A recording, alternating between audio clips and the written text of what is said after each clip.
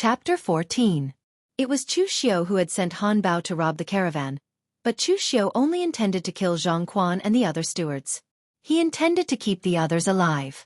Otherwise, what would be the point of a caravan if there wasn't a single person left? In truth, not many of them had died, but those who survived seemed to have been scared out of their wits. They didn't dare to move any further. This made Chu Xiu sneer coldly in his heart. That cheap father of his really didn't care about the Chu clan's affairs at all. These servants had already been spoiled to this extent, and yet he didn't care about them at all. Looking at the crowd, Chu Xiu said coldly, "Recuperate for a period of time? Think of a countermeasure? What a joke. It's not like you're the ones who died. You didn't even suffer a single injury, so what's there to recuperate for? As for a countermeasure, the bandits of Mt. Mang have been wreaking havoc for decades. Even the Wei Commandery's Northern Yen Imperial Court can't do anything about it. And you want a countermeasure? A bunch of trash. If you're afraid, just say it. Stop finding excuses." The members of the caravan were all furious. However, no matter what, Chu Xiu was still the second young master of the Chu clan. They weren't even stewards, so they didn't dare to challenge Chu Xiu. They could only remain silent with angry expressions on their faces. Chu Xiu sneered. "Do you think it's over if you don't say anything? The Chu clan has so many businesses, and the treatment given to the caravans is the best. The other servants only get 1 tael or 2 taels of silver a month, but your caravan gets at least 10 taels of silver a month, and the stewards can even get up to 100 taels of silver. The Chu clan doesn't give you so much money to be the boss here. Even if you're afraid of death and don't want to go, there are plenty of people who want to go." "Gao Bei!" Chu Xiu shouted. Gao Bei immediately walked out and said, "I'm here." Chu Xiu said calmly, "Go, tell those servants in the Chu clan's odd job office that if they dare to risk their lives, my caravan will dare to take them. The minimum salary is 10 taels of silver a month, and as long as they return safely, I will give them half of our profits as a reward." Chu Xiu then turned his attention to the other members of the caravan and said lightly, "As for you guys, it's fine if you don't want to risk your lives in the caravan. Go find Steward Liu and ask him to assign you a new place. Of course, Steward Liu is still lying in bed, so he probably doesn't have time to care about you guys." The expressions of the people in the caravan changed. They didn't expect Chu Xiu to be so ruthless. He actually wanted to kick them out of the caravan. To be honest, of all the businesses the Chu clan had, caravans were treated the best. Furthermore, they hadn't encountered any major dangers in the past few years. This was the only time they had been frightened. Just because they had to give up such a good position this time, those who had been firm just now immediately began to hesitate. Moreover, compared to when Zhang Quan was in charge of the caravan, the second young master was much more generous. He was actually willing to take out half of the profits as a reward. Even though this 5% seemed like a small amount, and it was even less when divided among the 100 or so people, the profits of each caravan were several thousand taels of silver. On average, they would still receive a few taels of silver. This was already quite a lot for them. Right at this moment, the person who had jumped out to question Chu Xiu was the first to change sides. He hurriedly begged, "Second young master, I was blinded by greed just now. The Chu clan has treated us well. Please give me a chance, second young master." Chu Xiu didn't know anything about caravans. Now that the stewards were dead, there was no way he could really chase them all out of the caravan. As such, Chu Xiu said calmly, "You only have one chance. If you don't grasp it, don't blame me for being ruthless. Those who are willing to stay with the caravan, come with me." Out of the 70 or so members of the caravan, only a dozen or so were truly scared out of their wits. They would rather leave without the benefits of a caravan. As for the others, they obediently followed Chu Xiu to make preparations and set off once more. The rules of the caravan weren't too difficult. It was nothing more than a mutual exchange of goods. They would sell the specialties of Wei Commandery to the Yen Kingdom and make a huge profit. Then, they would bring some specialties from the Yen Kingdom back to Wei Commandery. However, even though it was safe to take the main road, it would take too long. They wouldn't even be able to circle around Shangmang Mountain in a month. If they were to pass through Shangmang Mountain directly, they would be able to make it back and forth twice in a month. This time, Chu Xiu was leading the caravan. He had already informed Han Bao that Han Bao's subordinates would cooperate with him to put on a show for the Chu clan, as well as the other bandits in Shangmang Mountain. After entering Shangmang Mountain, Chu Xiu took another trade route that Zhang Quan and the others had taken before. Along the way, the servants of the caravan were like birds startled by the mere twang of a bow, afraid that there would be more bandits. However, the reality was that whatever one was afraid of would come true. At this moment, a loud laughter suddenly sounded. "Come out, boys. Business is here. Kill them but leave the goods behind." As soon as the words were spoken, over 100 bandits rushed out from the dense forest and surrounded the caravan. At this moment, the people in the caravan were already regretting to death. If they had known earlier, they wouldn't have followed Chu Xiu to court death. In the end, not only did they not get their money, they were about to lose their lives. However, at this moment, Chu Xiu suddenly said to Gao Bei, "Get the kerosene and prepare to light the fire." Gao Bei nodded and directly opened the carriage that was loaded with goods. He opened a clay jar at the top of the carriage, which emitted a pungent smell. Impressively, it was a jar of kerosene. At this moment, Gao Bei also took out a flint from his bosom, ready to ignite the kerosene at any time. Chu Xiu pointed at the clay jar and said in a deep voice, "Everyone, there is a kerosene jar like this on every carriage. You may kill for money, but the people of my Chu family will not allow themselves to be trampled on by others. At worst, I will burn the goods and then fight to the death with you. Don't even think about getting anything." The people in the caravan looked at Chu Xiu with a hint of surprise in their eyes. Obviously, they didn't expect this second young master to have such a trick up his sleeves. However, what if they encountered a hot-tempered bandit who would rather not have this thing and kill them? Among the bandits, a strong man carrying a machete walked out. Chu Xiu knew this person. He was one of Han Bao's trusted subordinates and had the strength of the body-tempering realm. Chu Xiu didn't know his real name, but the other bandits all called him Feng Yi Dao, meaning that his machete art was very fast, and he often killed people with a single blade. Feng Yi Dao pretended not to know Chu Xiu. He sneered and said, "You're still too inexperienced to play this game with me. Do you believe that I would rather not have these things and kill you all?"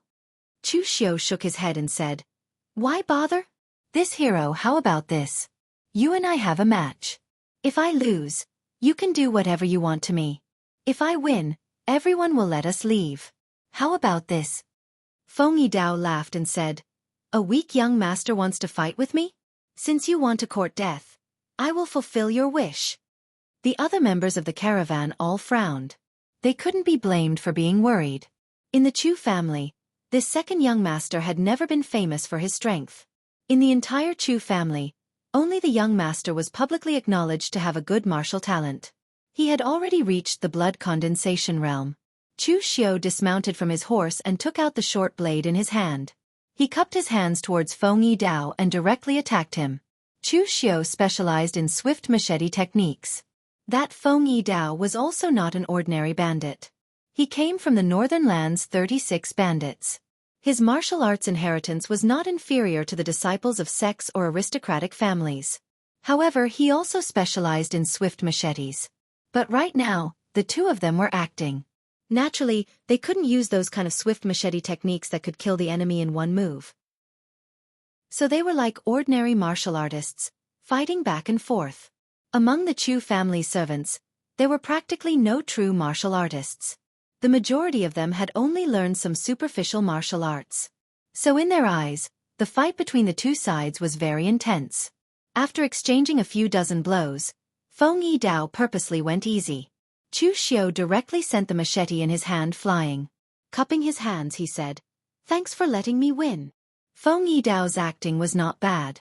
He revealed a gloomy expression and said, Fine, you guys can leave.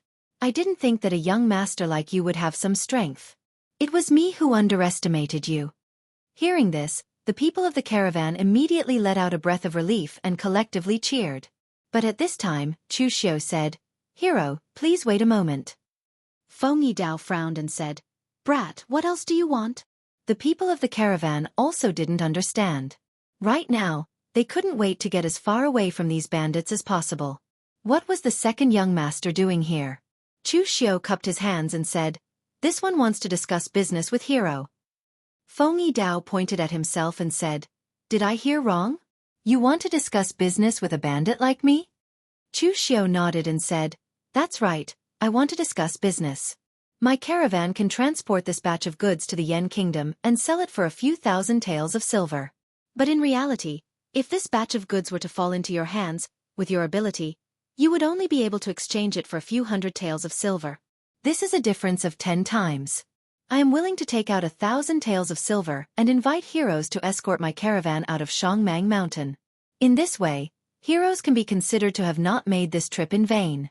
In fact, it is even more than the money you can earn from robbing others.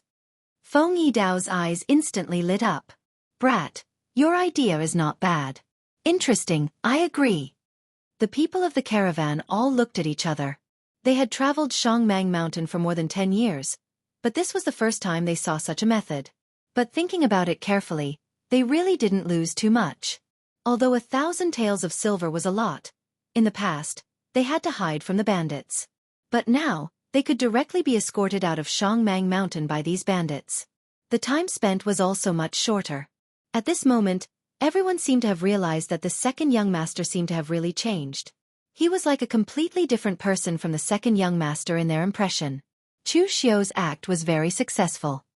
He had completely established his prestige in the caravan, and Han Bao could also spread this matter to let the other bandits know the feasibility of setting up such a rule. Chapter 15. Chu Xiu's caravan was going to the Yen Kingdom, but in reality, they were only going to a small border town, Qingyuan Town. Because the Wei County was a small country that bordered the Yen Kingdom, Qingyuan Town was only a buffer zone between the two countries. It was only when the Yen Kingdom destroyed the Wei Kingdom that Qingyuan Town was established as a place for trade between the Yen Kingdom and the Wei County. Some of the Yen Kingdom specialties could be bought here, and Chu Xiu's caravan could also directly sell their goods to the Yen Kingdom's merchants. This time, Chu Xiu's caravan traveled very smoothly. It only took 10 days for them to make a round trip. And this time, many people changed their opinion of Chu Xiu. This second young master wasn't as useless as before. Especially the people from the caravan, they were very respectful towards Chu Xiu.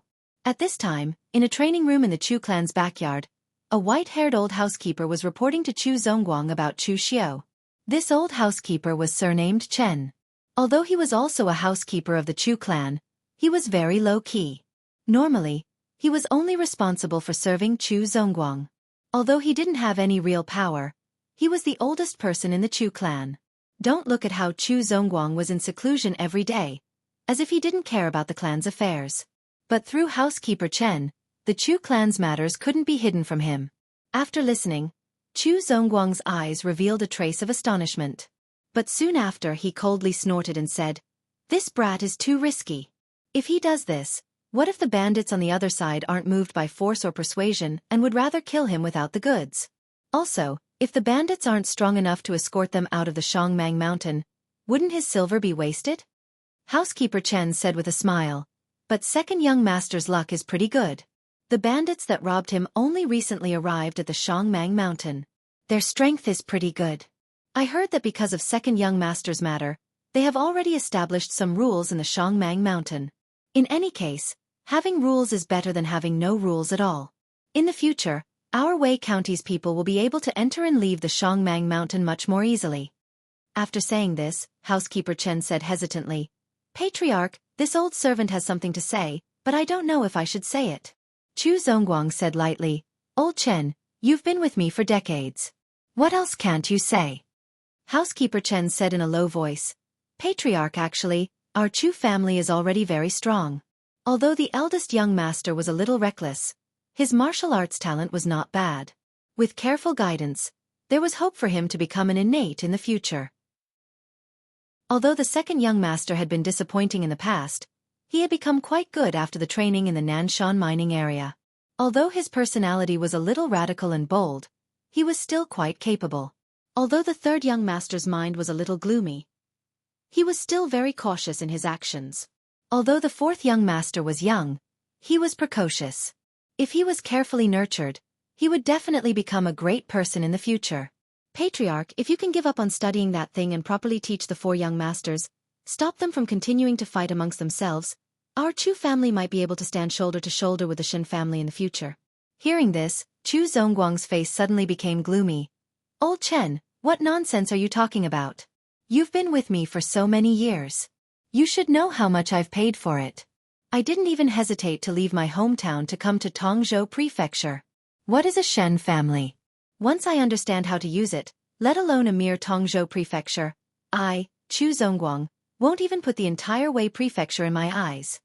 Housekeeper Chen shook his head lightly and sighed silently. He was an old man of the Chu family. When Chu Zongguang was young, he could definitely be considered a young talent. In the end, when he went out to adventure in his early years and brought back that thing, Chu Zongguang seemed to have gone crazy. He brought the family to Tongzhou Prefecture and didn't care about anything else. He only cared about studying that thing. If Chu Zongguang had focused on developing the Chu family, the scale of the Chu family would definitely be much stronger than it was now. Glancing at housekeeper Chen, Chu Zongguang said in a low voice, "Old Chen, I understand what you mean. Don't worry. I know what to do. I haven't even died yet, but my sons are already eyeing the position of patriarch. Only little four can be a bit more honest. In the past, they always fought in the dark. Since they like to fight now, I'll let them fight openly. As long as they don't cause trouble for me, it's fine. All right, old Chen, go out and help me keep an eye on them. Don't let them cause trouble." Chu Zongguang was stubborn. Housekeeper Chen could only shake his head and leave with a sigh. At this time, Chu Xiu didn't know what his cheap father Chu Zongguang was thinking. He had been living quite well recently. He followed the caravan once and didn't care anymore. In any case, the trade route was already open. He just had to wait to collect the money. The profits of the caravan were usually divided into 3 parts. One part was stored with the caravan to buy materials for the next trip, one part was given to the family, and one part was kept by himself. Chu Xiu was in charge of the caravan. Without hesitation, he transferred a part of the profits that should have been given to the family to himself. The Chu family was the Chu family, and Chu Xiu was Chu Xiu. For him, the entire Chu family, or even the entire Tongzhou Prefecture, was just a springboard for him to enter the Jianghu. Of course, Chu Xiu had to think about his own interests first. While the caravan was traveling, Chu Xiu had been practicing his saber and cultivating his internal strength in his courtyard. Even Gao Bei couldn't bear to watch his desperate actions. Chu Xiu wasn't a masochist. He just didn't know what was ahead of him. There was a sense of urgency that forced him to improve his strength as soon as possible. In the original plot, it was mentioned that the previous owner of this body had left the Tongzhou Prefecture after experiencing a family incident. He stepped into the Jianghu and experienced many hardships, causing his temperament to change greatly. As for what this family incident was and when it would happen, Chu Xiu had no idea. Therefore, he could only find a way to use the Chu family's resources to cultivate as soon as possible, and then directly leave the Chu family. According to Chu Xiu's estimation, as long as his talent wasn't so bad that it would make people angry, after Chu Xiu became the heir of the Chu family and got a lot of resources with the Xiantian skill as a foundation, he should be able to step into the Xiantian realm very soon.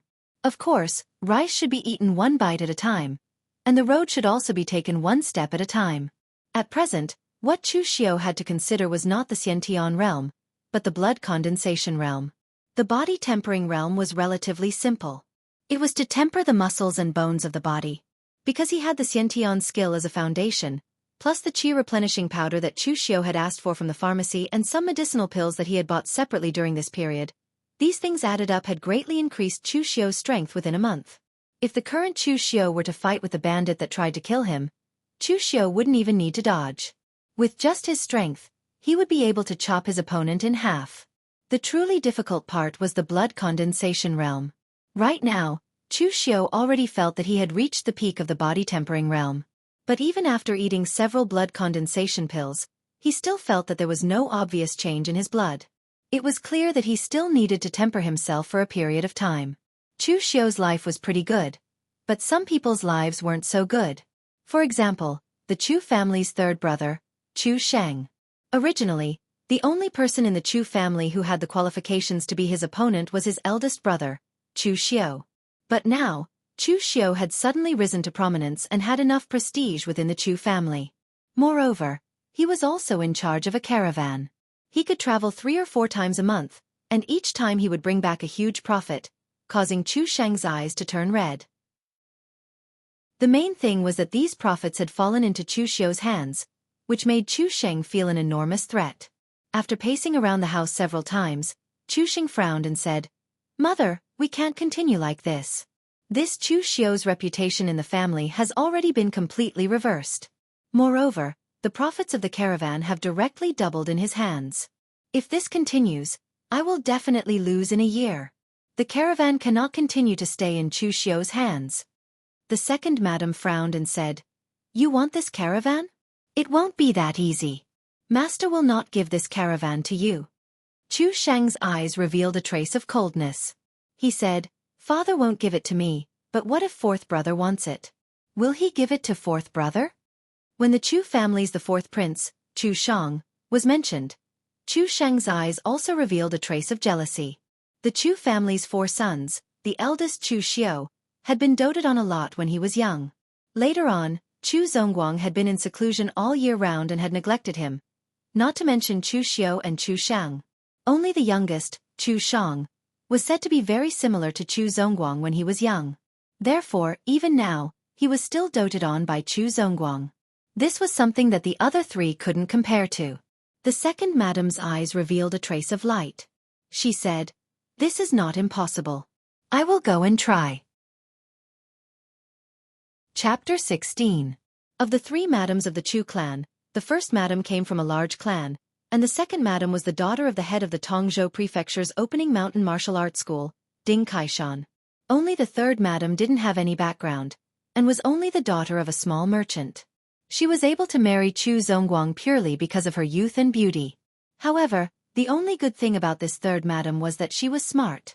She knew that her family background was not good, so she did not fight for it. In the end, it was the second madam who took the initiative to win her over. At this time, second foreign arrived at Chu Shang's courtyard. Third foreign immediately came out and welcomed her with a smile. "Elder sister, why didn't you tell me in advance that you were coming here today?" Chu Shang followed behind third madam and respectfully called her second madam. The second madam nodded and pulled him into the room. She said lightly, "It's just a casual chat. There's no need to say it in advance. By the way, the shops under Shang are not bad, right? Is it enough?" Third madam's expression changed. She hurriedly said, "Shang'er's shops are all inns and restaurants. They don't have much income. Apart from the money he gave to the family, he doesn't have much money left. However, Shang'er doesn't want to compete for the position of heir, so this little bit of income is just right." Seeing that the third madam seemed to have misunderstood her, the second madam smiled and said, "Sister, you misunderstood me. I didn't mean it that way. Shang'er is still young. Even if he doesn't want to compete for the position of the family head, he should still have some businesses that are more profitable. Just like what you said, the businesses in Shang'er's hands are not very profitable." Third madam and Chu Shang's eyes lit up. Third madam's expression did not change as she said, "But the Chu family's business is limited. Master has already given Chu Shang those shops. If I go and ask for more, it would be too ungrateful." The second madam stood up and said, "No matter what master wants, he can exchange it with others. I heard that Chu Xiu's caravan has been making good profits recently. The profits of the caravan have even doubled under his leadership." After saying that, the second madam turned around and left. She believed that the other party would understand what she meant. After second madam left, third madam and Chu Shang looked at each other. Both of them seemed to have made up their minds. Third madam did not have any background, and Chu Shang was too young, so it was not up to them to compete. However, they did not fight for it because they could not compete with the eldest son of the Chu clan, nor could they compete with the third son of the Chu clan. But for Chu Xiu, who had no background and was not liked by Chu Zongguang, they could still fight for him. The next morning, Chu Xiu was practicing his saber in his courtyard. The Azure Dragon Sleeve was the simplest saber technique, but after repeated practice, it had almost become an instinct. Of course, Chu Xiu did not know the specifics of its power. The path of martial arts was the path of killing. If one did not kill, how could one train a true killing technique? At this moment, someone knocked on the door. He opened the door and saw an old man standing outside. "Second young master, master is calling for you." The person who came was housekeeper Chen. Chu Xiu also knew that housekeeper Chen was Chu Zongguang's personal housekeeper. Although he did not care about the specific affairs, his status in the Chu clan was much higher than that of housekeeper Lu.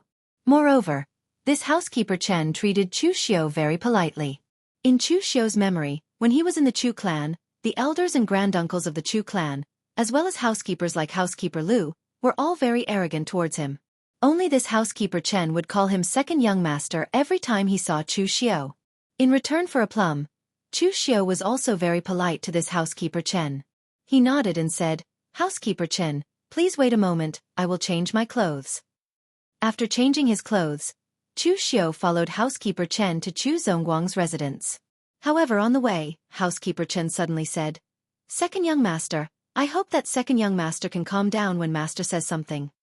Speaking up to hear, housekeeper Chen sighed. Chu Zongguang's actions were indeed a bit excessive. But the Chu clan was like this. There was no such thing as fairness. He was just worried that this second young master's character was a bit extreme. If he did something that he shouldn't do in Chu Zongguang's residence, then it would be bad. Hearing housekeeper Chen's words, Chu Xiu immediately knew that this time, nothing good would come out of it. However, Chu Xiu still smiled and nodded. "Thank you for your reminder, housekeeper Chen. I know what I'm doing." After his rebirth, the memories of his two lives merged. Naturally, the memories of his previous life, Chu Xiu, took the initiative. But this life's memories also affected his character. In his previous life, Chu Xiu's character tended to be gloomy and calm. He did things with a plan and he also saw things very clearly. But in this life, Chu Xiu's character was cowardly and reckless. This character didn't affect Chu Xiu. On the contrary, in the Nanshan mining area, Chu Xiu was infected with a tyrannical and crazy character. This changed the current Chu Xiu's character. For example, the Li family's Li Tong provoked Chu Xiu. As a result, Chu Xiu didn't hesitate to stab him to death. Afterwards, Chu Xiu didn't feel the slightest bit of discomfort. Of course, even if Chu Xiu's character was mixed with a bit of tyrannical and crazy character, he still had the confidence to suppress it. At the critical moment, it wouldn't ruin things. Chu Xiu was led into Chu Zongguang's study by housekeeper Chen. At this time, in addition to Chu Zongguang, the fourth prince, Chu Shang, was also present. "I've seen father." Chu Xiu gave Chu Zongguang a salute.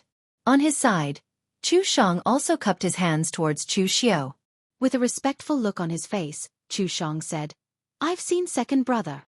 Chu Xiu's eyes narrowed. Ever since he was a child, his fourth brother had only called him second brother a few times. Seeing Chu Xiu arrive, Chu Zongguang coughed and said, "Sit down.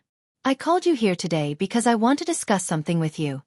Chu Xiu cupped his hands and said, "What is it, father? Please speak." Chu Zongguang said, "Recently, your caravan has been developing very well. I didn't expect you to grow a lot in the Nanshan mining area. Regardless of whether you become the successor of my Chu family in the future, you will certainly be the cornerstone of my Chu family. Therefore, you two brothers must be harmonious and help each other." Chu Xiu secretly frowned. Chu Zongguang's words were a bit strange. How could Chu Zongguang not know about the situation between them? Harmonious brothers? Looking at their current appearance, it was as if they were about to stab each other face to face. However, thinking like this in his heart, Chu Xiu still nodded and said, "What father says is correct."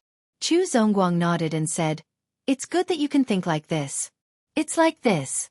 Although Chu Shang is still young, he should also gain some experience.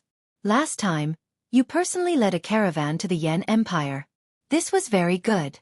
Chu Shang now wants to learn from your second brother and lead a caravan to gain experience. Therefore, I want to exchange your caravan with Chu Shang's shop and let your fourth brother take care of the caravan." A haze appeared in Chu Xiu's eyes. No wonder housekeeper Chen told him to calm down. His father's bias was too obvious. When the caravan was in danger, Chu Shang didn't go. When the profits were low, Chu Shang also didn't go. When the caravan was safe and unimpeded, Chu Shang was ready to let Chu Shang go. This act of plucking peaches was too ugly. To the side, housekeeper Chen also nervously looked at Chu Xiu, afraid that he wouldn't be able to control his anger and explode on the spot. But contrary to housekeeper Chen's expectations, Chu Xiu was only silent for a moment. Then he raised his head and smiled. "Since father has already made your decision, then fine. I'll let fourth brother take care of the caravan." Chu Zongguang nodded with satisfaction. He wanted stability in everything. What he hated the most was his son going against his will. Seeing Chu Xiu being so tactful, Chu Zongguang said. Seeing you two brothers in harmony, I'm satisfied. How about this? All of Chu Shang's shops are inns and restaurants. I'll also give you a weapon shop and let you manage them together. Chu Zongguang then turned to Chu Shang and said, although the caravan is yours, you are still young. You must learn with an open mind. How about this? When the caravan leaves, I'll have Lin Qian go with you. A cold light flashed in Chu Xiu's eyes. Lin Qian was one of the Chu clan's two strongest retainers. He was at the blood condensation realm. Normally, he was only responsible for guiding a few of the Chu clan's disciples in their cultivation. Back then, Shangmang Mountain was incomparably dangerous, but Chu Zongguang had only told him to be careful. Now it was Chu Shang who had blood condensation retainers to protect him. They were both his sons, but the difference was not small. Of course, Chu Xiu didn't feel it was unfair. In his heart, he had never considered Chu Zongguang his father. Even the memories of his previous life were the same. Towards Chu Zongguang, there was only fear. Moreover, within the Chu clan, only Chu Shang could enjoy this kind of treatment. Chu Kai and Chu Shang were not much better off than him. Chu Shang's eyes revealed a proud expression. He first bowed to Chu Zongguang and said, "Many thanks, father." Then he specially cupped his hands towards Chu Xiu and said, "Many thanks, second brother." Chu Xiu raised his eyebrows and indifferently said, "It's nothing. It's just that the trade route is rugged. Fourth brother, you should be a bit more careful." After saying this, Chu Xiu directly said his goodbyes and left. But his eyes revealed a cold light. Whether it was his previous life or this life, what he hated the most was people stealing his things.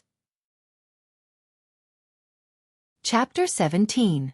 The change from second young master Chu Xiu to fourth young master Chu Shang as the manager of the caravan surprised the people of the Chu family, but they soon understood. Everyone in the Chu family knew that the master favored the fourth young master the most, but the people of the caravan felt a bit awkward. Although Chu Xiu had only been in charge of the caravan for a short period of time, Chu Xiu still had quite a bit of prestige in the caravan. The managers who wanted to oppose Chu Xiu in the past had already been killed by Chu Xiu. The remaining people of the caravan had a very simple mindset. As long as the treatment was good enough, they would be satisfied. Chu Xiu gave them more rewards than before, and after Chu Xiu no longer moved with the caravan, he promoted a few more managers. These people were also very free. As long as they didn't do anything behind the scenes, Chu Xiu wouldn't make things difficult for them. Now that someone had suddenly changed, they were not used to it.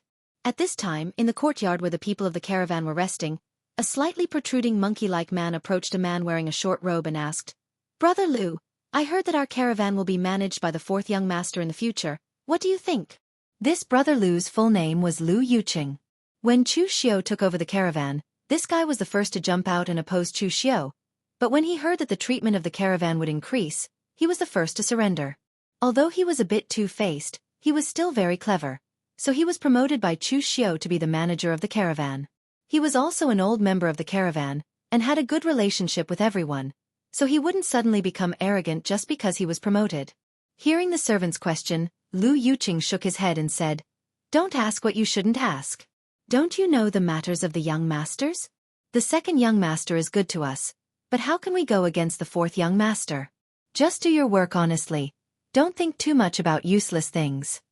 Just as he finished speaking, the door to the courtyard was pushed open, and Chu Shang walked in with a few attendants. Behind him was a man in his 40s. He was dressed in a blue warrior suit and had a long sword at his waist. His expression was cold. He was the retainer of the Chu family, Lin Qian. His status in the Chu family was very high, even higher than some of the elders of the Chu family. Although some of the Chu family's elders were in the blood condensation realm, they had long since become too old to fight. It was only because they were Chu Zongguang's seniors that they were able to sit in the elder's position. But this Lin Qian was a blood condensation martial artist in the prime of his life. It was said that he came from a small sect and roamed Jianghu in his early years. Later, he was recruited by the Chu family and became a retainer. He had already stayed in the Chu family for many years. Even Chu Shang respectfully called him Uncle Lin. Seeing Chu Xiu walk in, Lu Yuqing and the other two caravan managers promoted by Chu Xiu immediately came over and saluted. "Greetings, fourth young master." Chu Shang nodded and said lightly, "Are all the caravan's people here?" Lu Yuqing nodded and said, They're all here. That's good. Tell everyone to pack up and prepare to leave tomorrow. Lu Yuqing was startled. Fourth young master, we just came back yesterday. According to the rules, we should rest for 3 days before leaving. Chu Shang frowned. Every time the caravan returns, they need to rest. During those few days of rest, they can go to the Yen Kingdom again every month. Tell everyone to prepare now and set off tomorrow. Lu Yuqing bitterly smiled. But fourth young master, people are not made of iron. The trade route in Shangmang Mountain is hard to travel on, and there are all kinds of snakes and rats. If we don't rest for a while, we really won't be able to endure. That's why second young master told us to rest for 3 days. Hearing Lu Yuqing mention Chu Shang's expression immediately changed. He coldly snorted and said, "Don't forget, the current manager of the caravan is me." Chu Shang suddenly thought of something and frowned. "You 3 are managers?" Lu Yuqing and the other 2 nodded, feeling that something was wrong. "Sure enough," Chu Shang immediately said.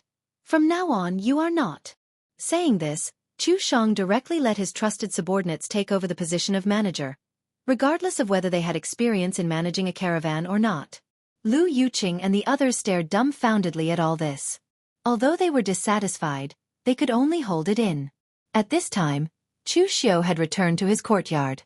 Gao Bei carefully followed beside him. Although Chu Xiu did not tell him, the Chu family was only so big, and those rumors had already spread. Now that second young master had lost the caravan, he was probably so angry that he wanted to kill someone. At this time, Chu Xiu suddenly said, "Is there anyone in Chu Shang's inns and restaurants?" Gao Bei was startled for a moment, then said, "I don't think so. The inns and restaurants are all small businesses, so it doesn't matter who is in charge. Therefore, the inns and restaurant shopkeepers are all old people of the Chu family. Fourth young master is only in charge of collecting money. He does not interfere with the business." Chu Xiu nodded and said, "That's good. Go and prepare to move out of the family. I heard that the backyard of my Chu family's restaurant is big enough, so move there." Gao Bei was slightly startled, but he did not care. He thought that Chu Xiu disliked his courtyard in the Chu family because it was too simple. In fact, this kind of thing was very common.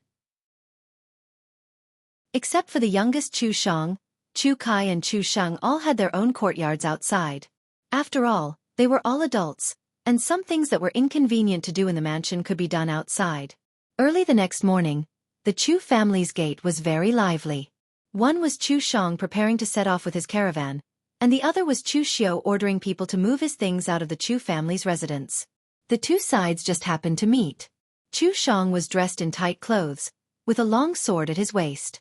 He was riding a red northern wind-chasing horse. He did not look like a manager of a caravan, but more like a young master who was ready to roam the world at any time. At this time, when he looked at Chu Xiu, there was a trace of pride in his eyes, but in fact, there was also a trace of jealousy and hatred towards Chu Xiu. Previously in the Chu family, he was the youngest. Although he was favored, because his mother had no background, he could only keep a low profile. But at least compared to him, there was still Chu Xiu who could be a scapegoat. This made Chu Shang feel some psychological comfort. But who would have thought that since Chu Xiu came back from the Nanshan mining area, he seemed to have changed into a different person and quickly established prestige in the family. As for Chu Shang, he was still a transparent person. It seemed that the only impression he gave people was that he was well-behaved and liked by the family head. Now, with just a few words, he had successfully won over Chu Xiu's hard work. After all, he was still young. Yesterday when he was with Chu Zongguang, he could still endure, but now that Chu Zongguang was gone, he couldn't help but show off in front of Chu Xiu. "Second brother, you have also traveled this trade route once, so it can be said that you have some experience. What experience do you have to pass on to your little brother?" Chu Shang rode his horse to the front of Chu Xiu, looking down at him with a face full of ridicule. Chu Xiu said lightly, "Experience? Yesterday, I told you that the trade route is rugged, so be careful. The bandits don't care whether you are a member of the Chu family or not. Once you leave the Tongzhou prefecture, the face of the Chu family will not be easy to use. If you travel through Shangmang Mountain, you will see blood." As soon as the last sentence was said, a scarlet killing intent flashed in Chu Xiu's eyes, causing Chu Shang to jump in fright. But in the blink of an eye, the killing intent had already disappeared. Even Chu Shang thought that he had seen wrong. However, he did not dare to provoke Chu Xiu again. He just coldly snorted and urged the caravan to set off. Chu Shang handed over a total of 4 inns, a restaurant, and a weapon shop to Chu Xiu. However, Chu Xiu did not have much interest in the weapon shop. The Chu family only sold ordinary weapons, and at most, they were only at the first job transition. Apart from the steady monthly income, they did not have much use for them. After Chu Xiu moved his residence to the backyard of the restaurant, Gao Bei also brought 5 nervous shopkeepers to see Chu Xiu. They were just ordinary people, and did not even know much about the internal affairs of the Chu family. Now that the person in charge had suddenly changed, they all felt a little uneasy. Looking at the 5 shopkeepers, Chu Xiu smiled and said, "There is no need to be nervous. Professional matters will be handled by professionals. In the future, the inns and restaurants will still be managed as they should be. Nothing will change." However, Chu Xiu suddenly changed his tone and said, "However, I still have something for you to do." The shopkeepers hurriedly said, "Second young master, please instruct us." Chu Xiu said in a deep voice, "Our Tong province is the prefecture closest to the Yan kingdom.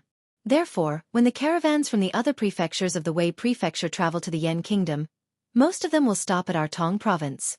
These people can be considered as competitors of our Chu clan's caravans. So, get your men to be more alert and record down everything they hear. This is all useful information, and you must pass it to me every day." Previously, Chu Xiu had promised to give Han Bao information on these caravans. Over the past month, Chu Xiu had indeed given Han Bao a lot of information. However, this information had all been obtained by Chu Xiu's men standing guard at the entrance of the inns. It had taken a lot of effort. Now, it would undoubtedly be much easier to get the people in the inns and restaurants to pass this information to him. Moreover, Chu Xiu didn't have to worry about them leaking anything. These people in the inns and restaurants actually had nothing to do with the Chu clan. Normally, they didn't even need to contact the Chu clan. They just needed to pay the money on time every month, and that was enough. These were just small matters, so the few shopkeepers quickly agreed. After instructing them with a few polite words, Chu Xiu sent them away. Turning around, Chu Xiu said to Gao Bei, "Get ready. Come with me to Shangmang Mountain tomorrow morning." As soon as he heard that Chu Xiu wanted to go to Shangmang Mountain, Gao Bei immediately shivered. He was really a little afraid of those bandits. However, as afraid as he was, he still nodded and didn't refuse. Just like what Chu Xiu had said to him in Yuanbao town, life and death are determined by fate, and wealth and honor are determined by heaven. If you want wealth and honor, you can only fight for it. During this period of time, he had become Chu Xiu's confidant. He didn't do as much as before, but he received a lot of money. He even bought a small courtyard in Tongzhou prefecture and brought his younger brother there. In the Chu clan, because Chu Xiu's status had risen, his status had also risen. Those servants who used to look down on him now called him elder brother. Just as Chu Xiu had said, there was no time to be content. Although Gao Bei was an honest man, he had already enjoyed all this. Of course, he didn't want to go back. As for Chu Xiu's orders, no matter how much he resisted, he didn't dare to refuse. Or rather, he didn't want to refuse. Chapter 18.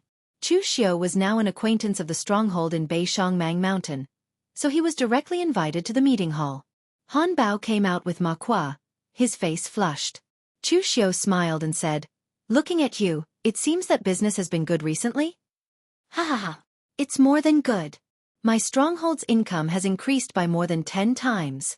Now, almost all of Beishangmang Mountain is my territory. If other strongholds want to establish themselves in Beishangmang Mountain, they have to listen to me." Han Bao sat opposite Chu Xiu and said with a smile, "Chu Xiu boy, your idea is not bad. I'll accept it. Don't leave, I've already asked people to prepare a banquet. Let's drink until we're drunk." Chu Xiu raised his hand and said, "There's no hurry to drink. Boss Han, this time I came to ask you for a favor." Han Bao narrowed his eyes and said, "Oh, who do you want to rob and kill?" He was a rough man, and his words and actions were very direct. Chu Xiu had given him an idea and helped him provide information, but there was no free lunch in this world. Now it was his turn. Chu Xiu said lightly, My fourth brother Chu Shang. Hearing Chu Xiu's words, Han Bao and Ma Kuo looked at each other and felt a chill in their hearts. Chu Xiu's way of doing things was truly sinister. He had robbed and killed his own people twice. The first time, it was okay, it was just some servants. This time, it was even better. It was directly their own brothers. But they didn't say anything. Han Bao and Ma Kuo were both part of the 36 northern bandits. They were not inexperienced bandits. They had seen brothers fighting each other many times. Now that Chu Xiu was doing this, they wouldn't make a fuss. So Han Bao asked directly, "This time, do you want to kill the leader like last time and leave the rest?" Chu Xiu indifferently said, "The leaders have all been killed. Furthermore, there's also a blood condensation cultivator in this group.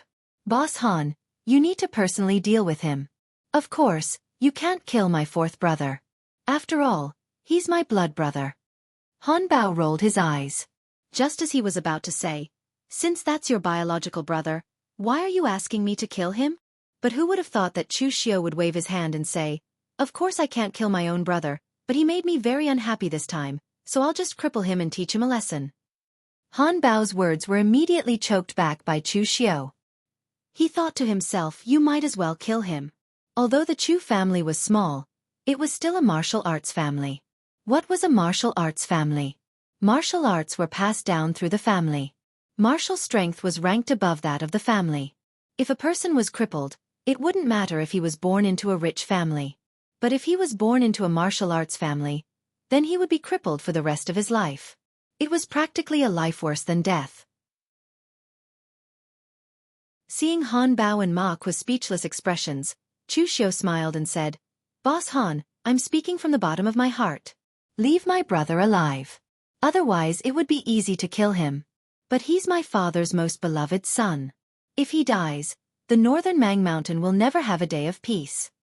Han Bao coldly laughed and said, "Chu Xiu brat, I'm not slandering your Chu family.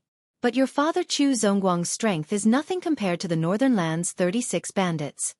When I, Han Bao, followed the boss back then, I was just an unremarkable small character. But now that I can't find the boss, I can only become a bandit in this remote place. Right now, I still have internal injuries that haven't healed.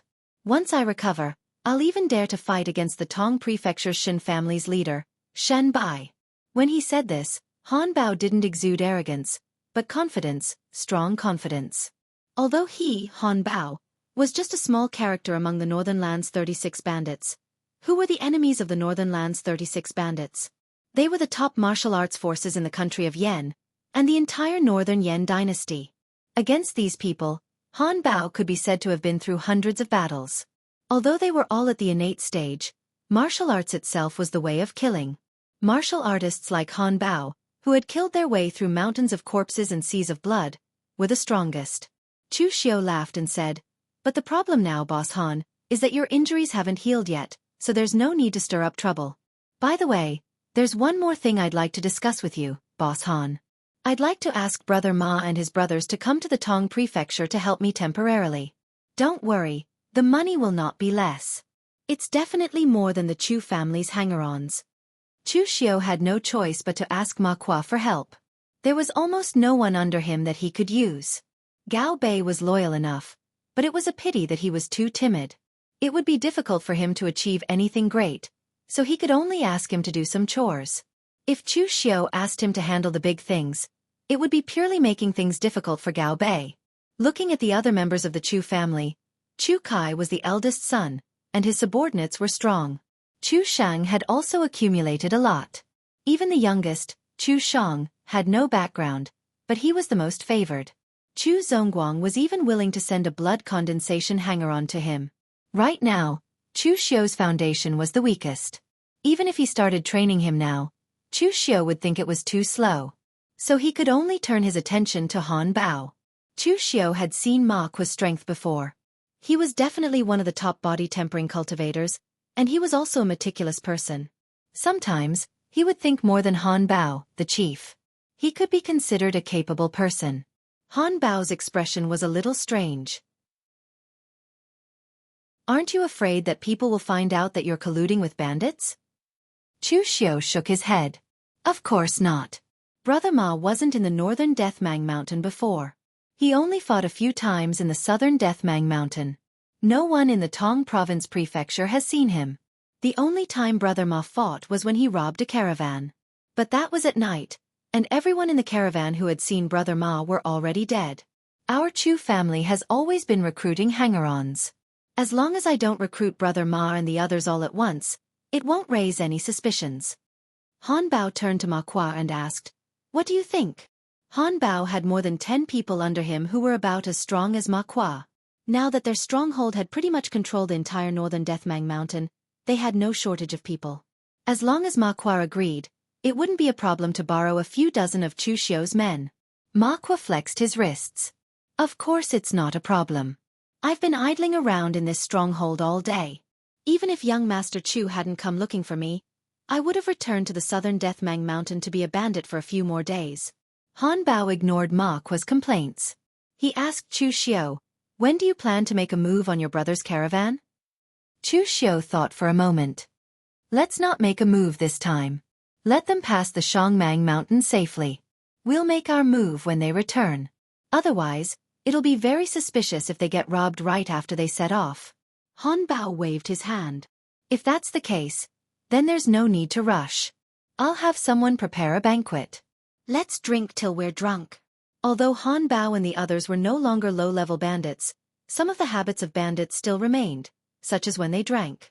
Chu Xiu was drunk for the entire night. The next morning, he left with Ma Kwa and the others. On their way down the mountain, Chu Xiu and Ma Kwa bumped into Feng Yidao, one of Han Bao's subordinates. Now, Han Bao's subordinates no longer had to spend so much effort to ambush caravans. With Chu Xiu's information, they could wait for the caravans along the general route in advance. All they had to do was pay up. After a month, the caravans that came and went from the Shangmang Mountain also knew this rule. To them, it was worth it to spend money to buy their safety. Although it was a lot of money, it was worth it. Feng Yidao watched Ma Kwa leave with Chu Xiu. He even changed his clothes to that of an ordinary martial artist. He couldn't help but ask, "Where are you guys going?" Ma Kwa pointed at Chu Xiu and said, "Young Master Chu needs some people. He hired us to help him. You haven't opened your business yet?" Feng Yidao said lazily, "According to the information given by young Master Chu, there's a caravan from the Luo family coming back from the Yan Kingdom. The Luo family is a small family. They're too slow. I've been waiting here since morning, but they haven't arrived yet." Hearing Feng Yidao's words, Chu Xiu suddenly thought of something. He asked, "Chief Feng, is the Luo family from the small Shuangfeng town?" Feng Yidao scratched his head. "Yes, it's that small family. This information was given to us by young Master Chu. Don't you know about it?" Chu Xiu shook his head. "This information was collected by my subordinates. I didn't check them one by one. Chief Feng, I have something that I need your help with." "Young Master Chu, please tell me." Feng Yidao agreed quickly. Feng Yidao naturally wouldn't be interested in ordinary young masters. However, this young Master Chu in front of him was in a cooperative relationship with their village. Naturally, he was one of them. Moreover, their boss had commented on this Chu Xiu before. Ma Kwa said that this Chu Xiu's saber was very fast, but Boss Han said that compared to his saber, this person's heart was even more vicious. Boss Han used to be Leader Pang Pang's personal guard. He could be considered a knowledgeable person. In any case, Feng Yidao rarely saw Boss Han comment on a young man like that. Chu Xiu said in a deep voice, "I'm interested in some things from the Luo family. I'd like to trouble Chief Feng to help me get them. Of course, don't break the rules too much. Be more tactful." If Chu Xiu remembered correctly, in the original plot, the Luo family from the Shuangfeng town had received a batch of secret boxes from the merchants from the Yan Kingdom. The merchants from the Yan Kingdom didn't bring enough money with them and used them to pay off their debts. Originally, the Luo family didn't pay much attention to it. However, who would have thought that the secret boxes would really contain two good things? At least for a small family like the Luo family, it was good stuff. In the end, the news was accidentally leaked, and it even caused the surrounding small families to join forces and annihilate the Luo family. This time, Chu Xiu did a good deed by getting the secret boxes. At least without the treasures, the Luo family wouldn't be annihilated. On the other side, Feng Yidao waved his hand and said, "Young Master Chu, don't worry. Leave it to me." Chapter 19. The Luo clan was a very small clan. It couldn't even be called a martial arts clan because there were only a few people who practiced martial arts in the entire clan. Some of the people escorting the caravan didn't even practice martial arts and were just ordinary servants. A steward of the Luo clan's caravan shouted to the caravan, "Hurry up! Wait until we get out of Shangmang Mountain and pass by Tongzhou Prefecture before resting." The caravan moved forward with difficulty on the small path.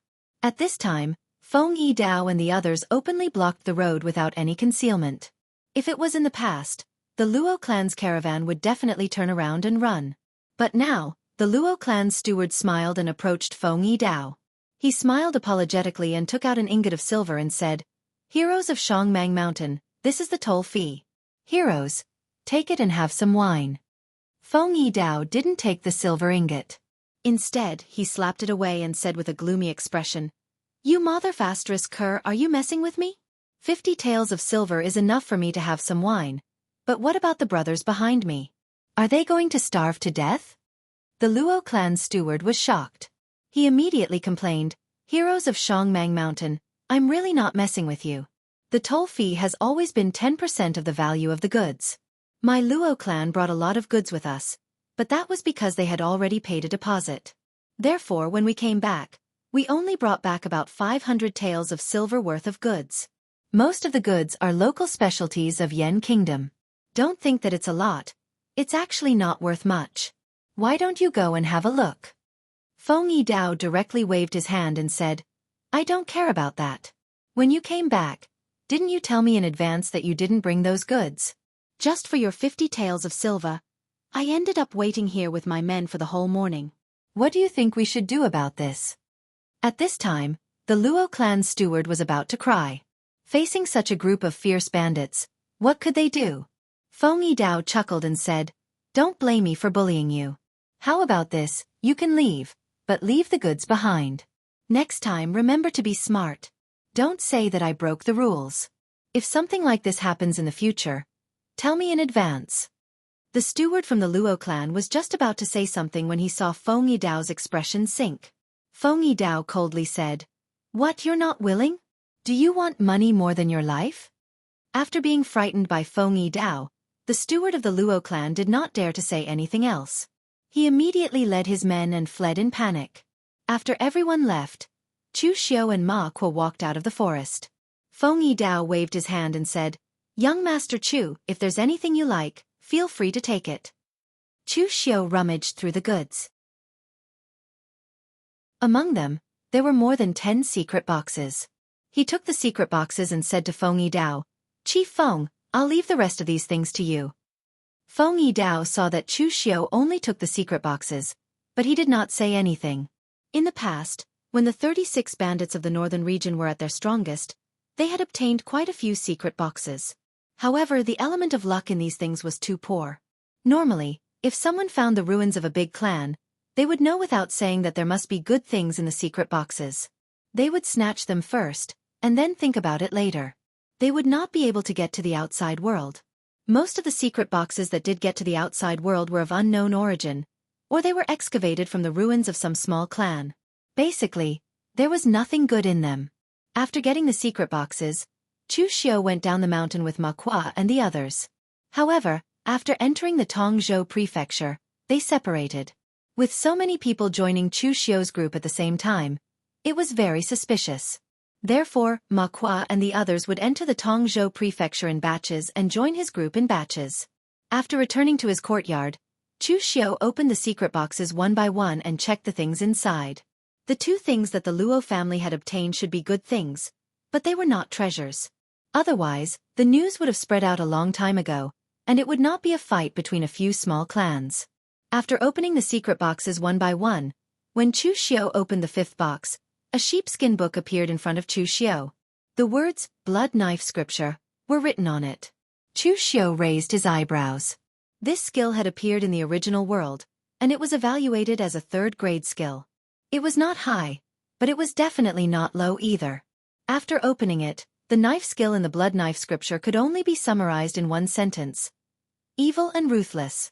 The angle of the knife was extremely strange, and it was impossible to guard against it. Almost every move was a killing move. It was obvious that it was an extremely evil skill, but it was also quite to Chu Xiu's liking. Chu Xiu had practiced the Azure Dragon in the sleeve to a beginner level. Even drawing the knife out of the sheath had become an instinct. However, the Azure Dragon in the sleeve was supposed to be a skill to hide the knife. It was particular about the Azure Dragon goes to sea, and it was a surprise at the moment of a fatal strike. However, now that he was facing an enemy, because Chu Xiu had no other skills to defend himself, he could only choose to use the Azure Dragon in the sleeve as soon as possible. It would be fine if this knife could kill or seriously injure the opponent. However, if the opponent blocked or dodged it, Chu Xiu's knife would lose its meaning, and its power would decrease by 90%. Now, with the help of the blood knife scripture, Chu Xiu's combat power could be increased a little. The blood knife scripture was put away by Chu Xiu, and he prepared to practice it later. A third-grade skill was indeed a treasure for a small clan like the Luo family. It was no wonder that it would cause a fight. The remaining secret boxes were also opened by Chu Xiu. However, the things inside were somewhat unexpected. It turned out to be a mechanical hidden weapon, and it was a hidden weapon from the Thousand Machines sect. During the great calamity of ancient times, the Tang sect of Sichuan was the strongest in the field of hidden weapons. After the calamity, the survivors of the Tang sect of Sichuan rebuilt the Tang sect and changed its name to the Tang Family Fortress. It was the top martial arts force in the land of West Chu. Moreover, before the great calamity, the Thousand Machines sect's attainments in the field of hidden weapons were second only to the Tang sect. However, the difference between the two sects and the Tang sect was the understanding of hidden weapons. The Tang sect paid particular attention to the use of hidden weapons and poisons. It was still based on people and supplemented by hidden weapons. The current Tang family fortress followed the path of the Tang sect in the past. The Thousand Machines sect mainly researched mechanical hidden weapons, which could be used by ordinary people. Although the cost was high, it was undoubtedly more suitable for some low-level martial artists. Unfortunately, the inheritance of the Thousand Machines sect had been broken. Although the Tang family fortress would sometimes make some mechanical hidden weapons, there were not many. The hidden weapon in Chu Xiu's hand was called the Thousand Leaf Plume. It looked like a cylinder, and there were instructions in the secret case. As long as the trigger was pressed, the thousands of metal leaves that were as thin as cicadas' wings would explosively shoot out. Its might was extremely terrifying, but it was a pity that it could only be used once.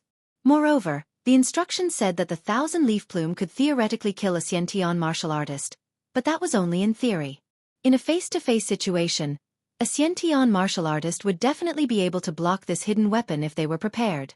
As Chu Xiu was bitterly practicing the Blood Blade scripture, Chu Shang had already brought the caravan back to the Tongzhou prefecture.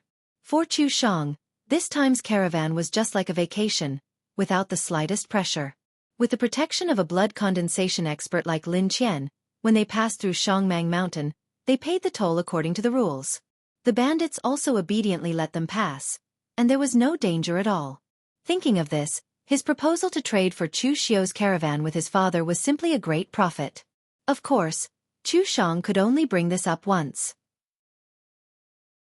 If he brought it up again, he would be asking for a foot after taking an inch. He was not an idiot, and he knew that his father's love for him was limited. If he provoked Chu Zongguang's disgust, then his position in the Chu clan would be no different from Chu Xiu's. Just as he was thinking of this, over 100 bandits appeared in front of him, blocking the road and collecting the toll. The person leading them was still Feng Yidao. He often guarded this area, so the Chu clan's caravan members all recognized him.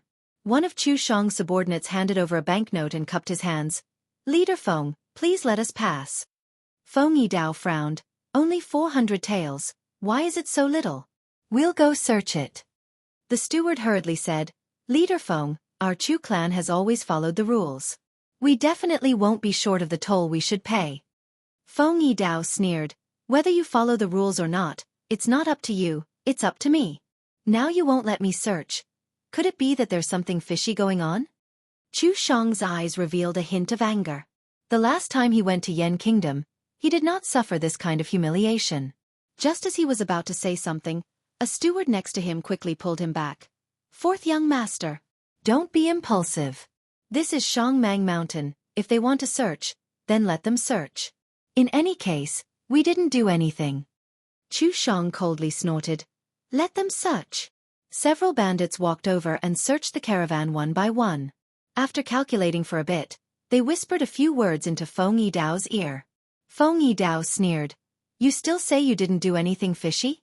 Your caravan's goods are worth around 6,000 taels, so the toll is not 400, but 600. Hearing this, Chu Shang couldn't bear it anymore. He pointed at Feng Yidao and angrily shouted, You are deliberately looking for trouble. What do bandits know about the price? This caravan of goods is for you. If you can sell it for 6,000 taels, these goods will belong to you. Hearing this, the steward next to Chu Shang immediately cursed in his heart. This fourth young master was too impulsive. He actually dared to go against those bandits. Although he had never been a steward of a caravan before, he knew that when people were under someone else's roof, they had no choice but to lower their head. This was Shangmang Mountain, the territory of those bandits. Wasn't it just 200 taels more? If these bandits wanted to extort money, then they could just spend 200 taels more to buy their safety. Why bother clashing with them? Chapter 20. Feng Yidao originally came to look for trouble. Hearing Chu Shang's words, he sneered and said, Little brat, you're courting death. Do I need you to teach me how to do things? Fine, don't think of leaving Shangmang Mountain today. Leave the goods, and leave the people behind. Chu Shang's face did not show any fear. He cupped his hands towards Lin Qian and said, Uncle Lin, I'll leave this place to you. Chu Shang was not an idiot. If not for an expert like Lin Qian, he would not have dared to be so arrogant in a place like Shangmang Mountain that was filled with bandits. Lin Qian rode his horse out of the caravan. With a sword in hand, he casually cupped his hands towards Feng Yidao and said, It's convenient for others and convenient for ourselves. I advise everyone to give way. Otherwise, there will be no chance to regret when the time comes. Chu Shang proudly said to the stewards in the back, Did you see that? Uncle Lin has the demeanor of a true expert. Our Chu family is not like those small families that have to be respectful to these bandits and bend their knees. If they follow the rules, then we will also follow the rules. If they don't follow the rules, then we can't just admit defeat. I heard that last time my second brother fought with this bandit leader, and even after winning, he still gave money to the other party. This is simply a disgrace to our Chu clan. The stewards of the caravan looked at each other and revealed a bitter smile.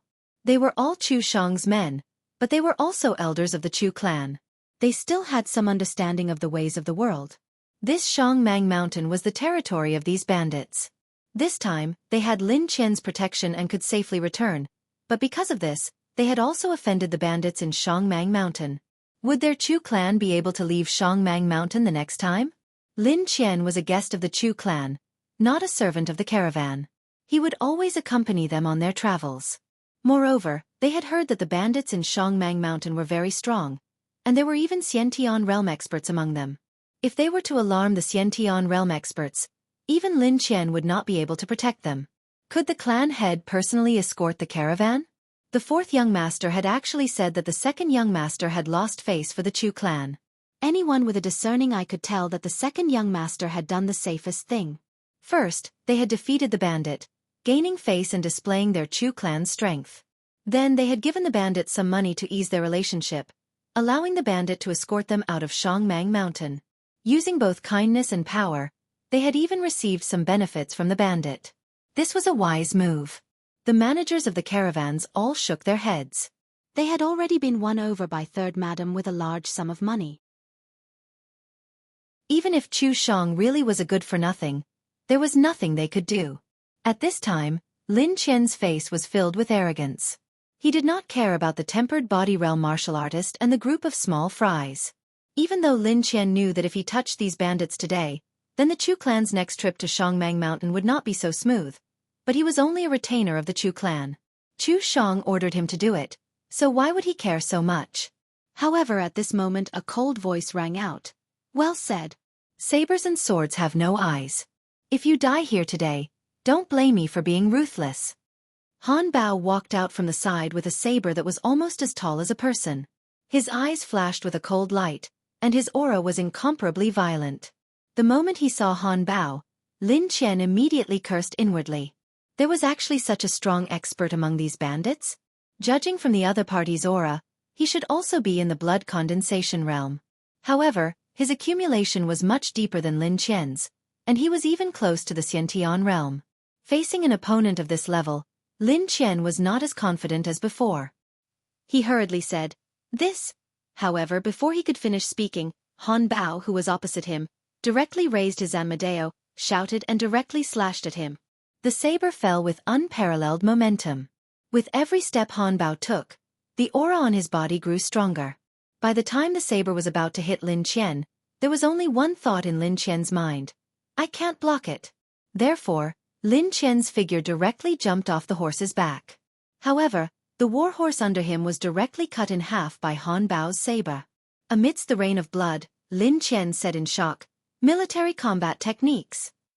When Lin Qian roamed the pugilistic world in the past, he had seen the military experts of the Northern Yan Imperial Court in action. They were indeed somewhat different from the people of the pugilistic world. Their martial arts were majestic and incomparably ferocious, and they pursued extreme lethality. Han Bao sneered, "Military my ass."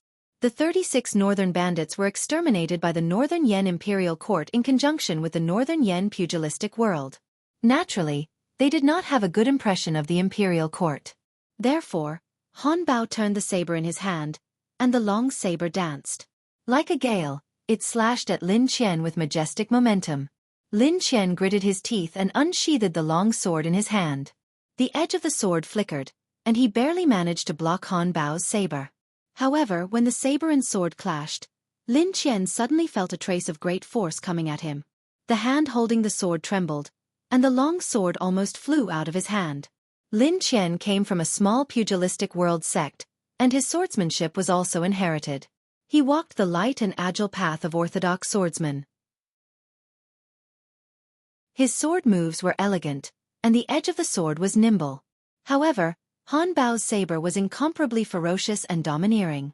It was difficult for Lin Qian to parry the other's saber, and he could not use his own swordsmanship at all. Just as Lin Qian wanted to retreat and temporarily pull away from Han Bao, a murderous intent suddenly appeared in Han Bao's eyes. The saber that was swinging wildly just now suddenly retracted, and the long saber was like a dark snake, stabbing into Lin Qian's crotch. From the bottom to the top, it directly tore Lin Qian in half. In an instant, blood rained down. Chu Shang and the rest were dumbfounded, and their eyes revealed a look of disbelief. Lin Qian was one of the 2 strongest guests of the Chu family. How could they die just like that? How could he be so easily hacked to death with a single slash? Han Bao directly waved his hand, and a group of bandits immediately surrounded them, their eyes revealing a fierce glint. Chu Shang hurriedly shouted, "Fellow heroes, please wait a moment. I am a member of the Tong State's Chu family." The other stewards wished they could shut Chu Shang's mouth. Why are you still mentioning the Chu family at this time? The Chu family's name was useless in this Shangmang mountain. The corner of Han Bao's mouth revealed a trace of coldness, and he said, "Chu family? Very well, I will give the Chu family face today and spare your life. Kill all the stewards and leave the goods behind. The rest of you, go back and report to your family head. My Shangmang mountain has its rules, and breaking the rules will result in this." Hearing this, Chu Shang immediately let out a sigh of relief. It did not matter if the stewards died or not, as long as he could live. However, at this time, Han Bao suddenly stretched out his hand and directly pulled Chu Shang down from the horse. With 2 stomps, he directly broke both of Chu Shang's legs, and then followed up with 2 stomps, breaking his arms, causing his limbs to be twisted beyond recognition. For a warrior of Chu Shang's level, he had not even cultivated his dantian. Crippling his dantian would be useless, and directly breaking his 4 limbs would be enough. Looking at Chu Shang, who was wailing in pain on the ground, Han Bao sneered, "I only said that I would not kill you, but I did not say that I would let you go. Reincarnate into a good life in your next life." There was still another sentence that Han Bao did not say, and that was to reincarnate into a good life in your next life, and not become brothers with a vicious guy like Chu Xiao. Otherwise you would not even know how you died. After dealing with the matter, Han Bao waved his hand, and the other bandits directly took the caravan's goods and left, leaving behind the wailing Chu Shang and a group of Chu family members with a frightened expression. 3 days later, Chu Xiu was practicing the blood saber scripture in his own courtyard. This new courtyard was much larger than the small courtyard he had in the Chu clan. There were wooden stakes all around it, but some of them had already been hacked out of shape by Chu Xiu, so much so that they had to be wrapped in a layer of metal. Ma Kuo stood to the side with his heavy sword. When Chu Xiu finished practicing, he could not help but shake his head and said, "Child Chu, where did you learn this evil saber technique? It's really evil and not the right path." Chu Xiu flicked the goose feather saber in his hand and said lightly, "Martial arts are used to kill people. It doesn't matter if it is good or evil, as long as it can kill people." The short saber from before was put into his sleeve, or more accurately, on his arm. Chu Xiu originally had a weapon shop, so he specially asked the people in the weapon shop to make a thin short saber, and the scabbard was tied to his forearm. In this way, even if Chu Xiu wore combat clothes, others would not be able to see that there was a short saber hidden in his arm. Now, after practicing the blood saber scripture, Chu Xiu's saber had also been replaced by a narrow goose feather saber. Ma Kuo had exchanged a few moves with Chu Xiu, but Chu Xiu's evil blood saber technique had left a deep impression on him. Each of Ma Kuo's moves was extremely ruthless. The more he defended, the more aggressive Chu Xiu became. In less than 20 moves, Chu Xiu had left several wounds on Ma Kuo's body. If they really fought, it would not be difficult for Chu Xiu to kill him. In fact, what really shocked Ma Kuo was that Chu Xiu's strength had improved so quickly. He remembered the first time he met Chu Xiu. He could only injure the third bandit, Lian Laosan. It had only been 2 months, and even Ma Kuo was no match for him. It was really terrifying. At this moment, Gao Bei carefully pushed the door open and said, "Child, the fourth young master has been carried back. He has been disabled. Lin Qian and the other managers of the caravan are also dead." He had once followed Chu Xiu to Shangmang Mountain, so he naturally knew who did all this. Chu Xiu put the saber back into the scabbard, and a faint smile appeared on his face. He said, "My father must be very sad now, right? Let's go and have a look."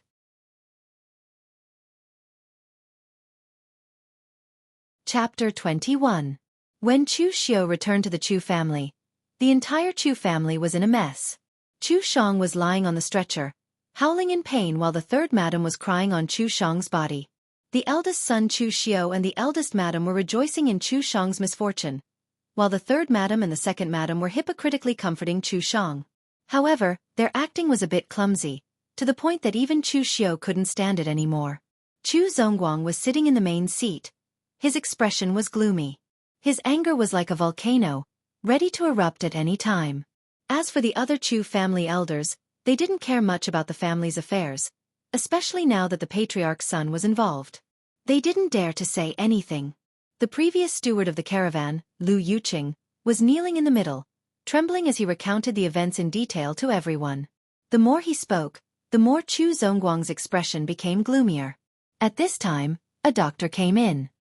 He only took a glance before shaking his head and said, "Patriarch Chu, your son's limbs are all broken.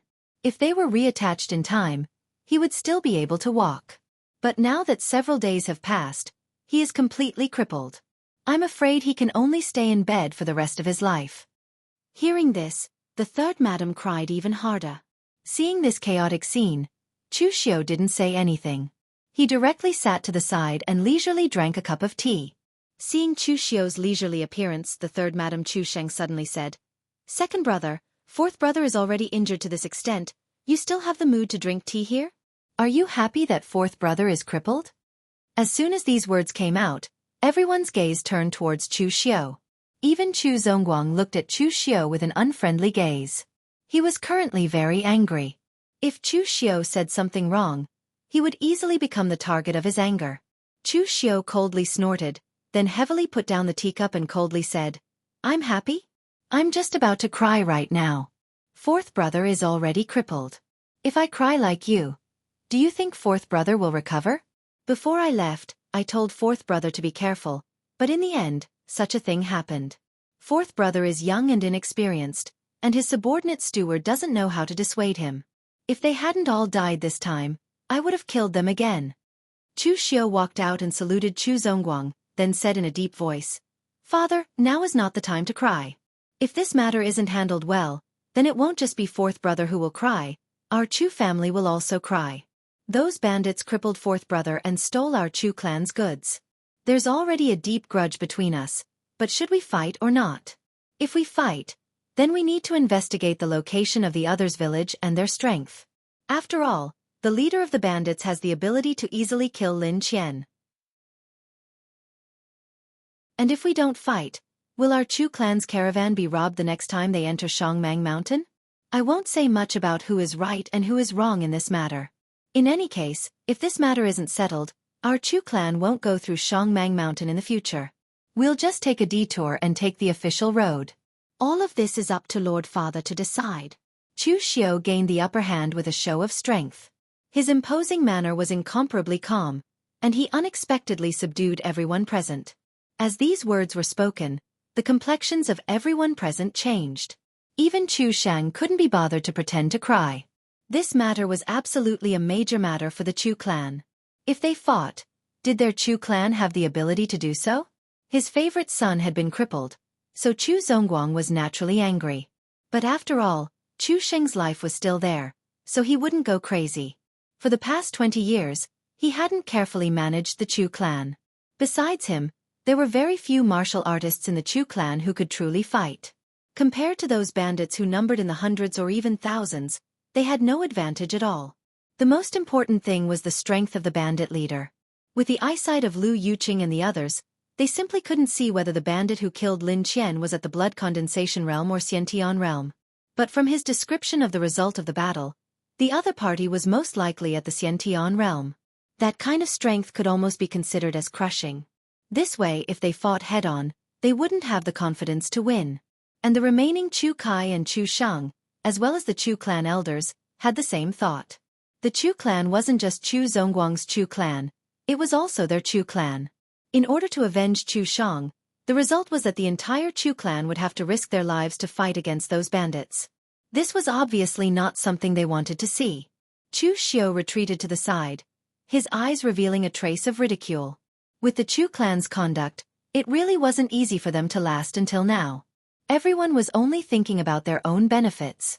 There wasn't a single person who was thinking about the Chu clan as a whole. In fact, Chu Xiao even had a feeling that even his father was the same. He was only thinking about his own benefits, as if he didn't care about the Chu clan at all. Chu Kai coughed and said, "Father, this matter should be considered at length. Those bandits have occupied Shangmang Mountain for so many years that even the soldiers have been unable to do anything. Even the strongest Chen family in our Tong prefecture has tacitly accepted their existence. If we were to act now, it would be a bit unwise." Chu Shang also said from the side, "Big brother is right, we have to be cautious about this matter." Moreover, this matter was also fourth brother's impulsiveness. No matter how greedy those bandits were, at most they would have taken 200 taels of silver. We could have just given it to them. How could we have ended up like this? Not only have we caused so much trouble, we even caused our Chu clan's blood condensation expert to lose his life. Once the two of them finished speaking, the other Chu clan elders also began to agree, advising Chu Zongguang to calm down. Although they were all old and didn't have many years left to live, a portion of their nephews were still stewards of the Chu clan. They didn't care about the power struggles of the Chu clan's young masters, but when it came to the benefits of the entire Chu clan, they couldn't ignore it. At this time, the third madam who was lying on top of Chu Shang couldn't help crying out, "Master, you have to get justice for Shang-er." Chu Zongguang frowned and said, "Shut up. Do you think I don't want to get revenge for Shang-er? But can I gamble the entire Chu clan for a single Shang-er? And Shang-er, before we left, I warned him again and again to be careful, but he was still so impulsive and caused so much trouble." Being shouted at like this by Chu Zongguang, the third madam didn't dare say another word. Chu Shang was already crippled, so she no longer had any hope in the Chu clan. If she offended Chu Zongguang again, it was very likely she would be directly expelled from the Chu clan. At this time, an elder of the Chu clan suddenly coughed and said, "Clan master, it is not wise for our Chu clan to take revenge on Shangmang Mountain at this time. But people under the eaves have no choice but to lower their heads. As long as our Chu clan's caravan still wants to continue traveling in Shangmang Mountain, there must be a conclusion to this matter. Otherwise, if this caravan is robbed again, our Chu clan will not be able to accept it." The one who spoke was Chu Xiu's great-uncle, and also the oldest of the elders. He was already over 80 years old and normally didn't care about such matters. But this matter involved too many people, and he was afraid that Chu Zongguang would be too impulsive, so he spoke up. Chu Zongguang also took the opportunity to back down and nodded his head, saying, "Uncle is right, we will let those bandits go for now, and find an opportunity to deal with them once and for all. But next time, who will lead the caravan?" Everyone present looked at each other in dismay. Those bandits did not hesitate to cripple Chu Shang, proving that they did not put the Chu clan in their eyes. Who would dare to go again? Were they not afraid of being cut down by the bandits? At this time the great-uncle looked at Chu Xiu, his face revealing a trace of a kind smile, and said, "Chu Xiu, among us brothers, you are the most daring but careful, and the most capable. Last time, you did a good job. Not only did you not lose our Chu clan's face, but you also brought benefits to the caravan. Why don't you go again this time?" Chu Kai and the others all had a complicated expression on their faces. It was very simple to see who had the most ability. When something happened to the clan, the first person everyone would look for was obviously the one with the most weight in everyone's hearts. Now that the great-uncle spoke, it was clear that he thought that Chu Xiu's ability was more outstanding than theirs. Of course, they did not fight with Chu Xiu for this limelight. Such a dangerous task, even if it was given to them for free, they would not do it. Chu Xiu did not agree, and only sneered in his heart. This old thing really had a good idea. When it was his turn to take on a dangerous task, he would become the Chu clan's young hero. Chu Xiu remembered very clearly that none of the elders had even looked at him in the eye during the clan meeting. Chu Zongguang also coughed and said, "Chu Xiu, since first uncle has said so, then you go." Chu Xiu still did not agree. He just stood up and said in a deep voice, "Dare I ask, Sir Father, does my Chu clan still have rules?" Chu Zongguang frowned and said, "What are you talking about? Of course there are rules." Chu Xiu said indifferently, "Since there are rules, then things can't be done like this. The caravan is managed by me, and it is also under my hands that the profits have doubled. So father said that if you want to train fourth brother, you can. I gave the caravan to fourth brother without any hesitation. But the result? Chu Shang messed things up, and I have to clean up his mess. Who is responsible for this? Also, who does this caravan belong to in the end? If things go on like this, then Sir Father, this child will not accept it." Chu Xiu's last sentence suddenly stunned everyone present. Although Chu Zongguang did not care much about the Chu clan these years, his prestige within the Chu clan did not decline. After all, his strength was still there.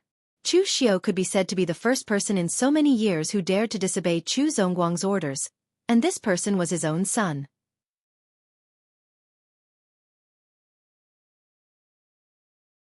Chapter 22. Chu Zongguang was furious that Chu Xiu dared to contradict him in public. He was even prepared to take away all of Chu Xiu's authority and make him kneel in front of the ancestral hall. However, after his anger subsided, Chu Zongguang was stunned to find that no one in the entire Chu family could handle this matter. Chu Kai and the others didn't have the ability, and they didn't dare to go. The other stewards of the Chu family also didn't have the courage and ability. Chu Zongguang dared to go, but the problem was that once he went, the nature of the matter would change. No matter what, Chu Zongguang was still the patriarch of the Chu family. If he took a tough stance, it would be easy to tear the other party's face. If he took a weak stance, he would lose face for the Chu family. Therefore, no matter how one looked at it, Chu Xiu was the most appropriate person to handle this matter. However, before Chu Zongguang could say anything, the third madam shouted at Chu Xiu, "Shang'er is already injured. How do you still want to punish him?" Chu Xiu faintly said, "Just because he's injured, he'll be fine? Isn't this a bit too easy to use?" The third madam wanted to say something, but Chu Zongguang directly waved his hand and said, "Take Shang'er out and let him recuperate. From now on, he doesn't need to worry about the Chu family's business." After saying that, Chu Zongguang turned his gaze to Chu Xiu and coldly snorted, "From now on, the caravan will be handed over to you. No one can take it away. Go to the accounts room and get some money. You can spend it as you see fit, but don't let my Chu family suffer too much." Chu Xiu nodded and said, "I understand. Then father, I will deal with this matter. I will absolutely not let my Chu family suffer a loss." After saying that, Chu Xiu directly turned around and left. The others looked at Chu Xiu with a strange expression. At this time, Chu Xiu actually dared to challenge Chu Zongguang. This was simply unimaginable for Chu Kai and the others. However, in fact, Chu Xiu succeeded. This also made people see that he was different from Chu Kai and the others. Although they were all Chu Zongguang's sons, Chu Kai and the others all relied on Chu Zongguang. Without Chu Zongguang, their own ability was limited and they couldn't raise any waves. Only Chu Xiu could ignore Chu Zongguang's attitude, because he had the ability, and the Chu family also needed his ability. This was the reason why Chu Xiu dared to challenge Chu Zongguang. Of course, Chu Xiu's action also angered Chu Zongguang. Originally, he didn't like Chu Xiu very much. Chu Xiu didn't like him. Xiu Xiu. After all, the position, Chu clan's position, Chu would. The position. Chu Zai was the family. After leaving the Chu family, Chu Xiu rubbed his face. He found that his plan should change. Previously, Chu Xiu was preparing to compete with Chu Xiu for the position of Chu family successor. At that time, Chu Xiu didn't even regard the three of them as enemies. But now, Chu Xiu realized that his biggest enemy was not the three of them, but his cheap father, Chu Zongguang. If Chu Zongguang didn't want him to be the Chu family successor, then he certainly wouldn't be able to do so. However, today's matter also allowed Chu Xiu to see something else. The Chu family was not just Chu Zongguang alone. The other elders also had their own plans. If he killed or crippled Chu Kai and the others, then if he didn't become the Chu family successor, then who else could he choose? At that time, it was estimated that the elders would make him the successor for the stability of the Chu family and their own interests. Just like today, the elders simply didn't care about avenging Chu Shang. They only cared about whether their own interests would suffer or not. Of course, Chu Xiu was the same. The Chu family was his first stepping stone, so his first consideration was naturally his own interests. For example, right now, he was lacking cultivation resources like blood coagulation pills. The caravan and the inns under his command could bring a lot of benefits to Chu Xiu.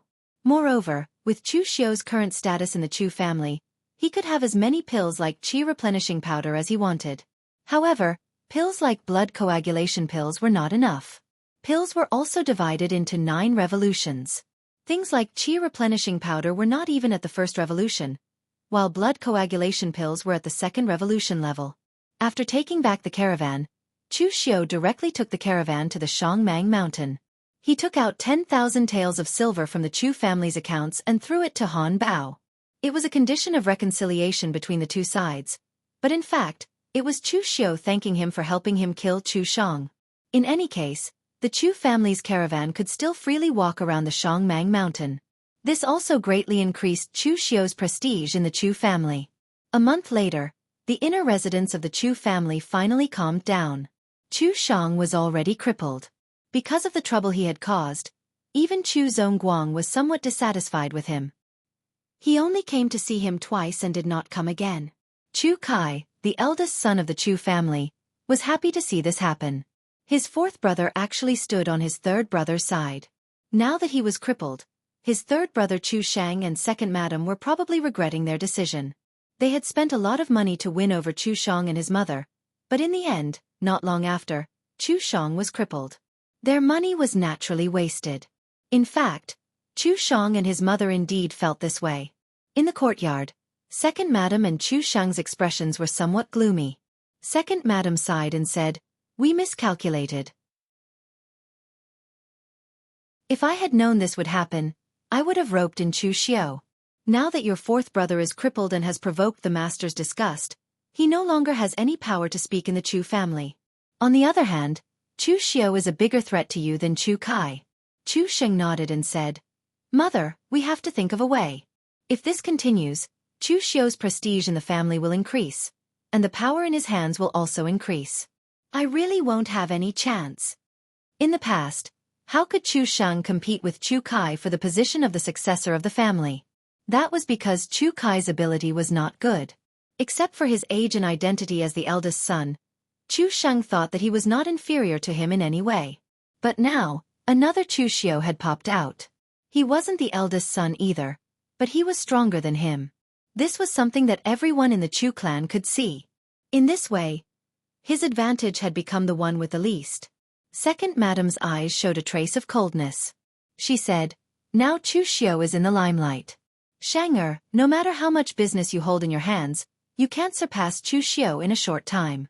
Since you can't surpass him, you can only let him fall." Chu Sheng hurriedly asked, "Mother, do you have any ideas?" Second Madam shook her head and said, "I can't think of anything for the time being. You know the master, he hates people who make trouble for him the most, so this matter can't be done in the Chu family. I am going to meet someone first." Chu Xing asked, "Who?" "Your maternal grandfather, Ding Kaishan." Within the Tongzhou prefecture, the Shan, Chu, and Li families were the three deeply rooted families. But similarly, the three family heads weren't the only famous martial artists in the Tongzhou prefecture. Ding Kaishan was one of them. Ding Kaishan's opening mountain martial school had already been in the Tongzhou prefecture for over 10 years.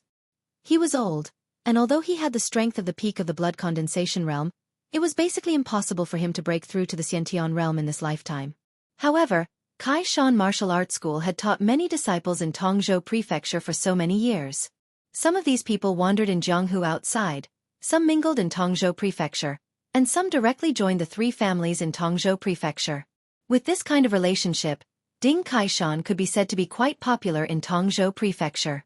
He could do well wherever he went. At this time, within the opening mountain martial school, Ding Kaishan was sitting opposite the second madam, talking. Ding Kaishan was currently in his 60s. He wore a cyan robe, and his 3 long strands of beard were meticulously combed. His face was dignified. What attracted the most attention were his hands. His joints were thick, but his skin was delicate, white with a hint of red. They didn't look like the hands of an old man, and they didn't even look like the hands of a martial artist. The second madam had a worried expression as she recounted the matter to Ding Kaishan. She sighed and said, "Father, your daughter really has no other choice. That's why I came to beg you. Originally, your grandson was almost certain to inherit the position of the Chu family's family head. But now, a Chu Xiao suddenly appeared and blocked his path." Ding Kaishan shook his head and said, "Daughter, I told you at the beginning that although Chen Fan, the bastard son of the Ludong prefecture's Chen family, is born of a concubine, he has a tenacious will and does things in a magnanimous manner. One look and you can tell that he is not an ordinary person. I originally wanted to marry you to him, but you disliked Chen Fan's background and insisted on marrying that Chu Zongguang. But now, that Chen Fan indeed can't compare to Chu Zongguang, the Xiantian martial artist and the family head. But later on, Chen Fan caught the eye of our Wei Prefecture's Azure Water Sword sect and was accepted as a disciple by one of the elders. His strength has already surpassed the Xiantian realm and reached the 3rd realm of the 5 levels of Qi control, the realm of condensing the top 3 flowers. Although Chen Fan's status is still a bit lower than that of the Shen family's shocking talent, Shen Bai, who was accepted as the last disciple of the Azure Water Sword sect leader, he is still considered a direct disciple of the Azure Water Sword sect. But look at that Chu Zongguang. When he first came to the Tong prefecture, he was already at the Xiantian realm. In the end, more than 20 years have passed and he is still at the Xiantian realm. The Chu family has also been run half dead by him. Such a large family business has been wasted. The second madam's face also revealed a trace of regret. But now that so many years have passed, regret is useless. Father, I came to ask for your help. What's the point of saying all this? Moreover, if your son can inherit the Chu family in the future, your Kaishan martial dojo will also receive the Chu family's full support. Who knows, it might become a famous martial dojo in the entire Wei prefecture. Ding Kaishan rolled his eyes and said, "Forget it, I can't live to that day. Chu Zongguang is only 50 years old this year. With his strength, if there are no accidents, it won't be a problem to live for another 20 or 30 years. By the time his son inherits the position of the family head, I reckon that I will already be in the grave. Let me think of a way for you, so that you don't have to go through all the trouble of marrying into the Chu family, only to end up with nothing."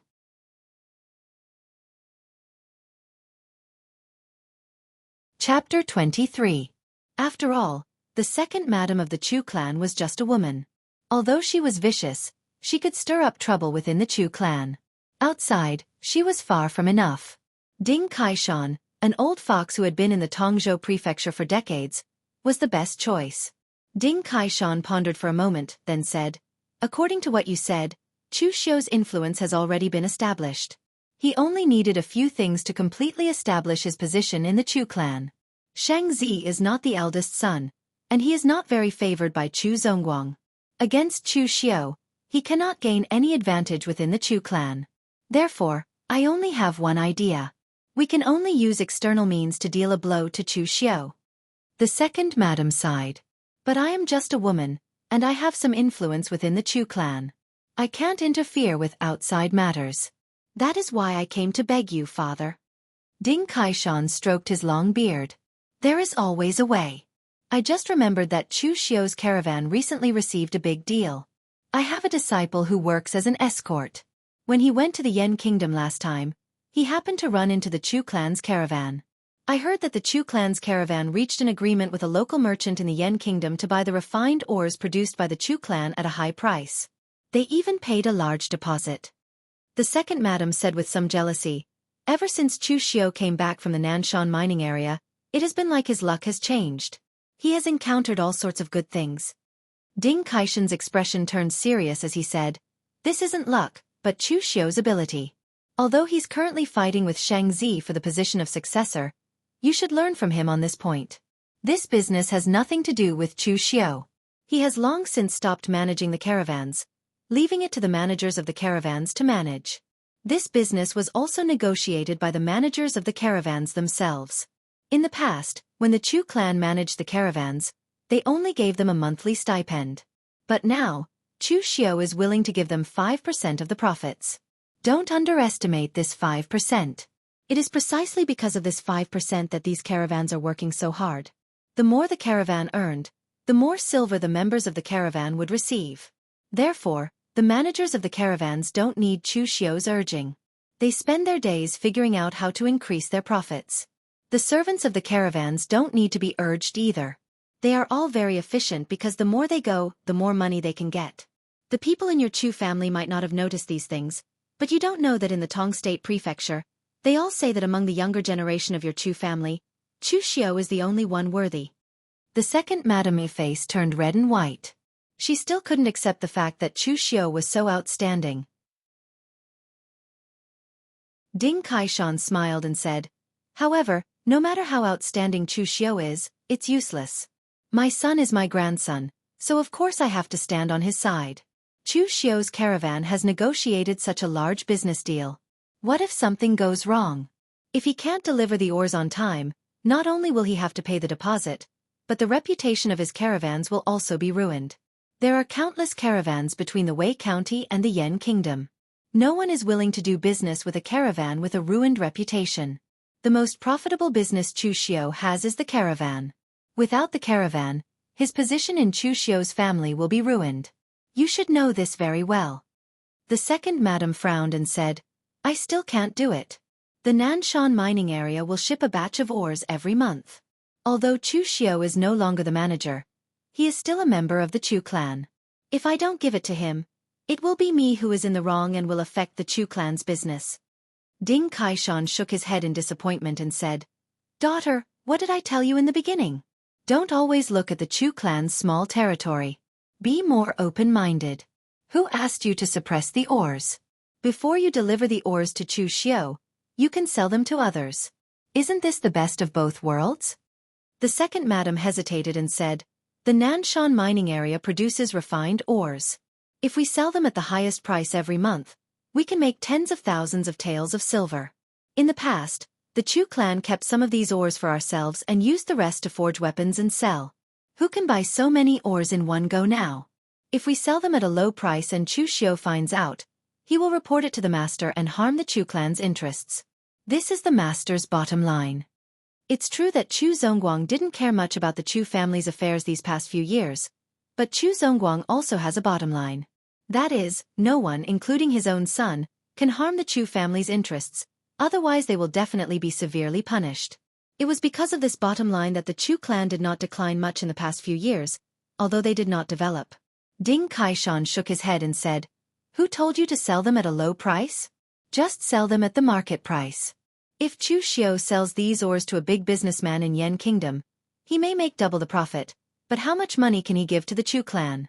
At most less than 1/3 of it. After you sell this batch of ores, give all the profits to the Chu clan and keep nothing for yourself.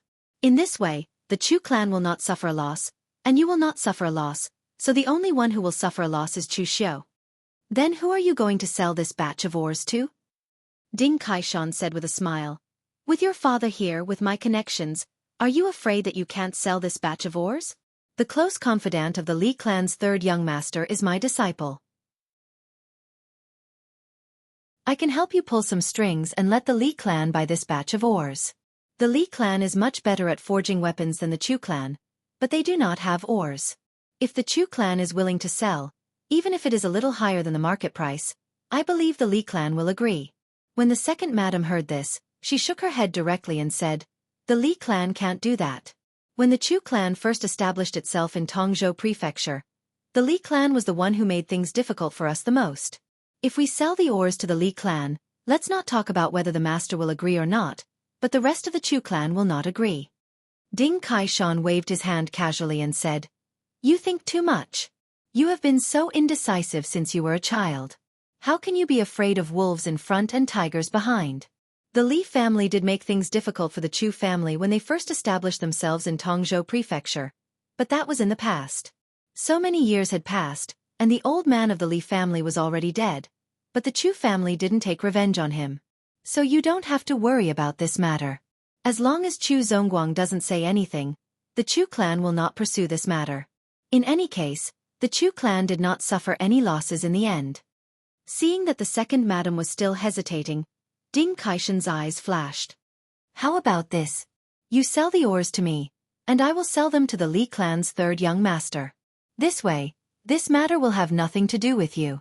The second madam thought for a moment. Ding Kaishan's words seemed to make sense. In any case, her father would not cheat her, so she directly said, in that case, I will trouble you, father. Ding Kaishan nodded and said, that's right. How much refined ores does the Chu clan's Nanshan mine produce in a month? The second madam thought for a moment and said, I am a woman, so I am not too clear about this. However, it should normally be around 50,000 jin. Ding Kaishan was slightly surprised. According to the highest market price, 50,000 jin of refined ores can be sold for 50,000 taels of silver. If that is the case, the Chu clan's most profitable business should be the mine. The second madam smiled bitterly and shook her head. How could it be that easy? It is easy for people to die in the mine. Every year, our Chu clan buys a large number of prisoners from the government. Also, these ores must be refined before they can be used. 50,000 jin of refined ores requires at least 500,000 jin to be refined. The cost is too high, so the profit isn't that great. Ding Kaishan revealed a pensive expression and said to the second madam, all right, leave this matter to me. Later, you can send someone to deliver the refined ores to me. After that, I will definitely give you more than 50,000 taels of silver. Don't worry, although Chu Zongguang is disappointing, I won't let you marry into the Chu clan for nothing. In the future, the Chu clan will belong to my grandson. The second madam left happily. Compared to the first madam, her only advantage was her background in the Tongzhou Prefecture.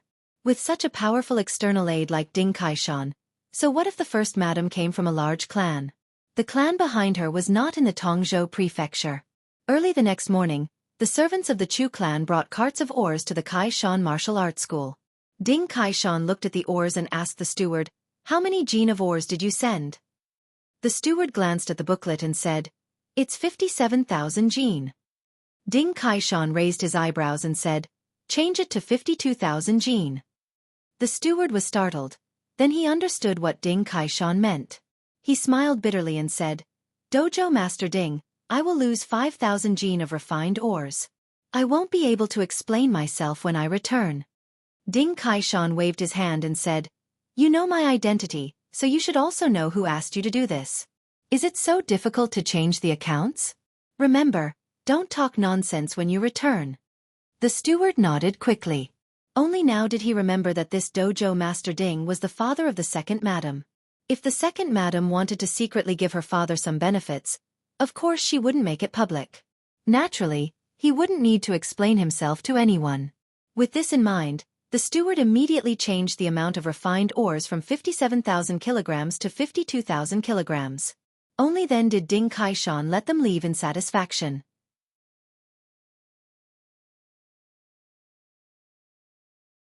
Chapter 24. Ding Kaishan had managed the Kaishan Martial Arts School in the Tongzhou Prefecture for several decades. He could be considered one of the most senior members of the Tongzhou Prefecture. Wherever he went, he could be considered popular. Even the three great clans of the Tongzhou Prefecture were no exception.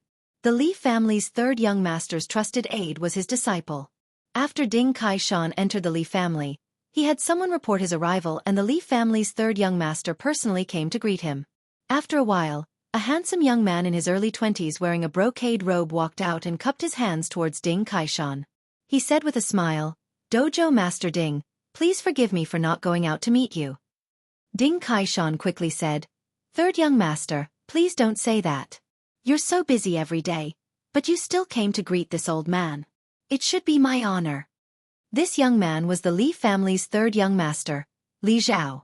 Ding Kaishan's attitude towards Li Zhao was very polite. Although the Li family's patriarch was dead, no one in the Tongzhou Prefecture dared to look down on the Li family. Before the Li family's patriarch died, the Tongzhou Prefecture's three great clans should have been the Shen family, the Li family, and the Chu family. But who would have thought that the Li family's patriarch had only just passed his 60s, even a bit younger than Ding Kaishan. Because of an accident in his cultivation, he died. At that time, the Li family no longer had a Xiantian expert. Everyone thought that the Li family would decline just like that. But who would have thought that the Li family's three sons would stand up together and support the family's businesses? Whether it was in terms of strength or methods, they were all outstanding. The outside world called them the Li family's three tigers. Among the three brothers, other than Li Zhao, who was still in the body tempering realm, the eldest and second were in the blood condensation realm. If the three of them could step into the Xiantian realm in the future, then the Li family would be in existence that could challenge the Shen family in the Tongzhou Prefecture. Li Zhao had someone bring Ding Kaishan a cup of tea. He asked, "Dojo Master Ding, did something happen for you to come find me this time?" Ding Kaishan smiled. "Third young master, do you know the Chu family's second son, Chu Xiao?" A gloomy light appeared in Li Zhao's eyes. He said, "Of course I know him. Speaking of which, I have a small grudge against Chu Xiao." In the past, Chu Xiao had killed a member of the Li family in Yuanbao town, which had disgraced the Li family. Most importantly, Li Jing had been promoted by him, which was equivalent to slapping his face. Li Zhao wanted to retaliate, but his eldest brother and second brother warned him not to act rashly after they found out about this matter. After all, the Li family didn't have a Xiantian realm martial artist. They had to keep a low profile and avoid trouble as much as possible. Although Li Zhao was young and impetuous, he wasn't someone who didn't know what was good for him. Therefore, he endured this matter. However, he still taught Li Jing a lesson and threw him to the side. He wasn't angry because Li Jing had caused trouble, but because he hadn't figured out Li Jing's strength and character after causing trouble. He was simply trash. Ding Kaishan was surprised to hear that Li Zhao had a grudge against Chu Xiao. However, he didn't ask much. He only told Li Zhao about the dispute between Chu Xiao and his grandson. Then he said, "Third young master, the ores are in my hands now. If you want them, you can take out the silver now. You don't need to be afraid of offending the Chu family. This matter is only aimed at Chu Xiao. My daughter will handle the Chu family. Your Li family won't be implicated. Now, let's see if you have the guts." Li Zhao's eyes flashed. He had heard about the infighting in the Chu family. However, his Li family was a harmonious family, so he treated it as a joke. He hadn't expected the Chu family to fight to such an extent. This was simply digging a hole for the other side, and they didn't even hesitate to take advantage of an outsider. As someone who wanted to take advantage of the situation, Li Zhao had been eyeing the refined ores of the Chu family for a long time. The Chu family was too useless when it came to forging weapons. It was easy for them to fail when forging weapons at the Second Revolution, wasting such good materials for nothing. If it was his Li family, their success rate was almost 100%, and it was even possible for them to forge weapons at the Third Revolution. Therefore, Li Zhao didn't hesitate and said, "Dojo Master Ding, I want that batch of ores." They are 57,000 jin. I will pay 70,000 taels of silver for them, 13,000 taels more than the market price. The extra 10,000 taels is a premium. As for the remaining 3,000 taels, just treat it as me treating dojo master Ding to a drink. Ding Kaishan laughed heartily. Haha, good. Third young master, you are really straightforward. Just send someone to my dojo to get the oars. Ding Kaishan couldn't help but sigh inwardly as he watched Li Zhao. The people of the Li family were really good at handling matters. They were even better than his daughter. Truly, a married daughter was like spilled water. That girl was actually only thinking about whether the Chu family had suffered a loss. She didn't even ask him, as her father, if he was short of money. Since ancient times, the poor were scholars while the rich were martial artists. Ding Kaishan's Kaishan dojo had such a great reputation in the Tongzhou prefecture. Just the tuition fees for every disciple he accepted would be at least 2 taels of silver per person, and at most 10 taels of silver per person. And his Kaishan dojo had more than 100 students. On average, he would earn close to 1,000 taels of silver per month.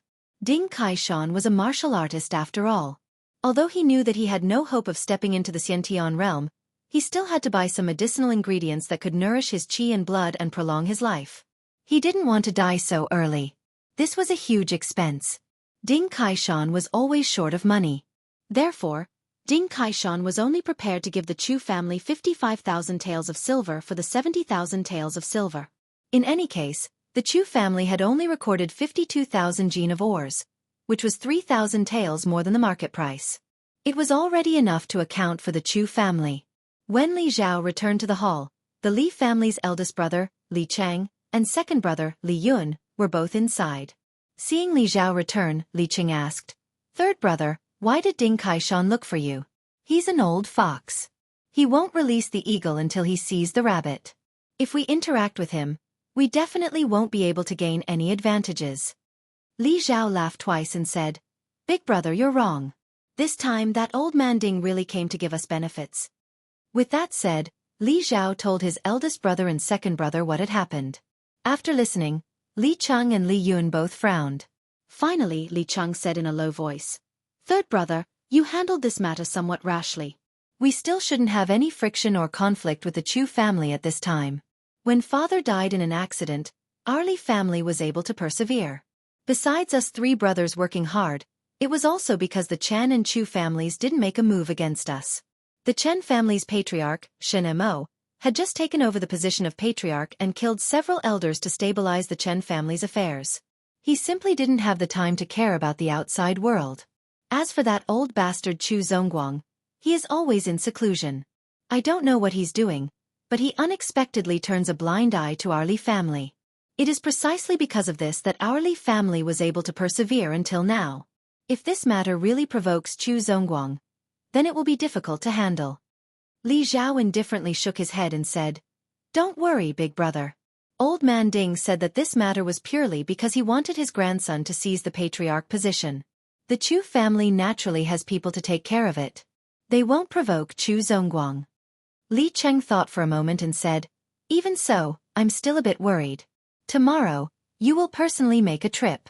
After obtaining the ores, bring the caravan to Qingyuan town and instruct the steward there to directly forge the ores into weapons." The Li family was proficient in forging weapons. Not only did they have a shop in the Tongzhou capital, but they also had a shop in Qingyuan town near the Yan kingdom. After all, if they brought a large number of precious weapons to Shangmang Mountain, they would suffer a great loss if they were robbed once. Therefore, the weapons they sold to Yan Kingdom were usually shipped from Wei County and forged directly in Qingyuan town. It was convenient and fast. The next morning, Li Zhao brought some people to Opening Mountain Martial School to obtain the ores. At this time, Lu Yuqing of the Chu family's caravan came to look for Chu Xiu with a mournful expression. Chu Xiu was in the middle of cultivating when he was suddenly interrupted by Lu Yuqing. Chu Xiu's complexion was unkind as he said, "What happened? I left the caravan in your hands, but as soon as there is a problem, you come looking for me. What use do I have for you?" Lu Yuqing's face was sullen as he said, "Second young master, we really can't solve this matter. Young master should know about the business we discussed with a big merchant in the Yan kingdom last time. But in the end, our family sold this month's ores to someone else. Losing money is a small matter if we don't do this business. But the other party is backed by a large family in the Yen Kingdom. Once we break the contract, our reputation will be tarnished, and it will be extremely difficult for the caravan to continue trading in Qingyuan town. Chu Xiu's face immediately darkened when he heard this. Were those people from the Chu clan not done yet? Who was it this time? Thinking of this, Chu Xiu's eyes faintly revealed a trace of killing intent. If these people didn't cause trouble for him, and let Chu Xiu smoothly obtain the position of patriarch and step into the Xiantian realm after obtaining the Chu family's resources, then he should have left the Kaizhou prefecture. At that time, whoever wanted to take the position of patriarch could take it. But now, these people jumped out one after another to cause trouble, and their actions were getting more and more excessive. Now, they actually didn't hesitate to harm the Chu family's interests in order to cheat him. This was simply courting death. Who did it? Lu Yucheng shivered when he felt the killing intent in Chu Xiu's eyes, and he hurriedly said, "It's the second madam." The second madam sold that batch of ores to her father, the master of the Splitter Mountain Martial Dojo, Ding Kaishan. But this lowly one heard that Ding Kaishan sold the ores to the Li family. This morning, the Li family's third young master brought people to the opening mountain martial school to get the goods. Li family? A trace of confusion appeared in Chu Xiu's eyes. He had heard of the grudges between the Li family and the Chu family. In the Tongzhou prefecture, the Shun family was aloof, but the Li family and the Chu family were definitely enemies. But now, second madam actually sold the ores to the Li family. Wasn't she afraid of angering Chu Zongguang? In any case, this matter couldn't be let go just like that. Chu Xiu directly picked up the goose feather saber beside him, called Ma Kuo and the others, and headed to the opening mountain martial school together.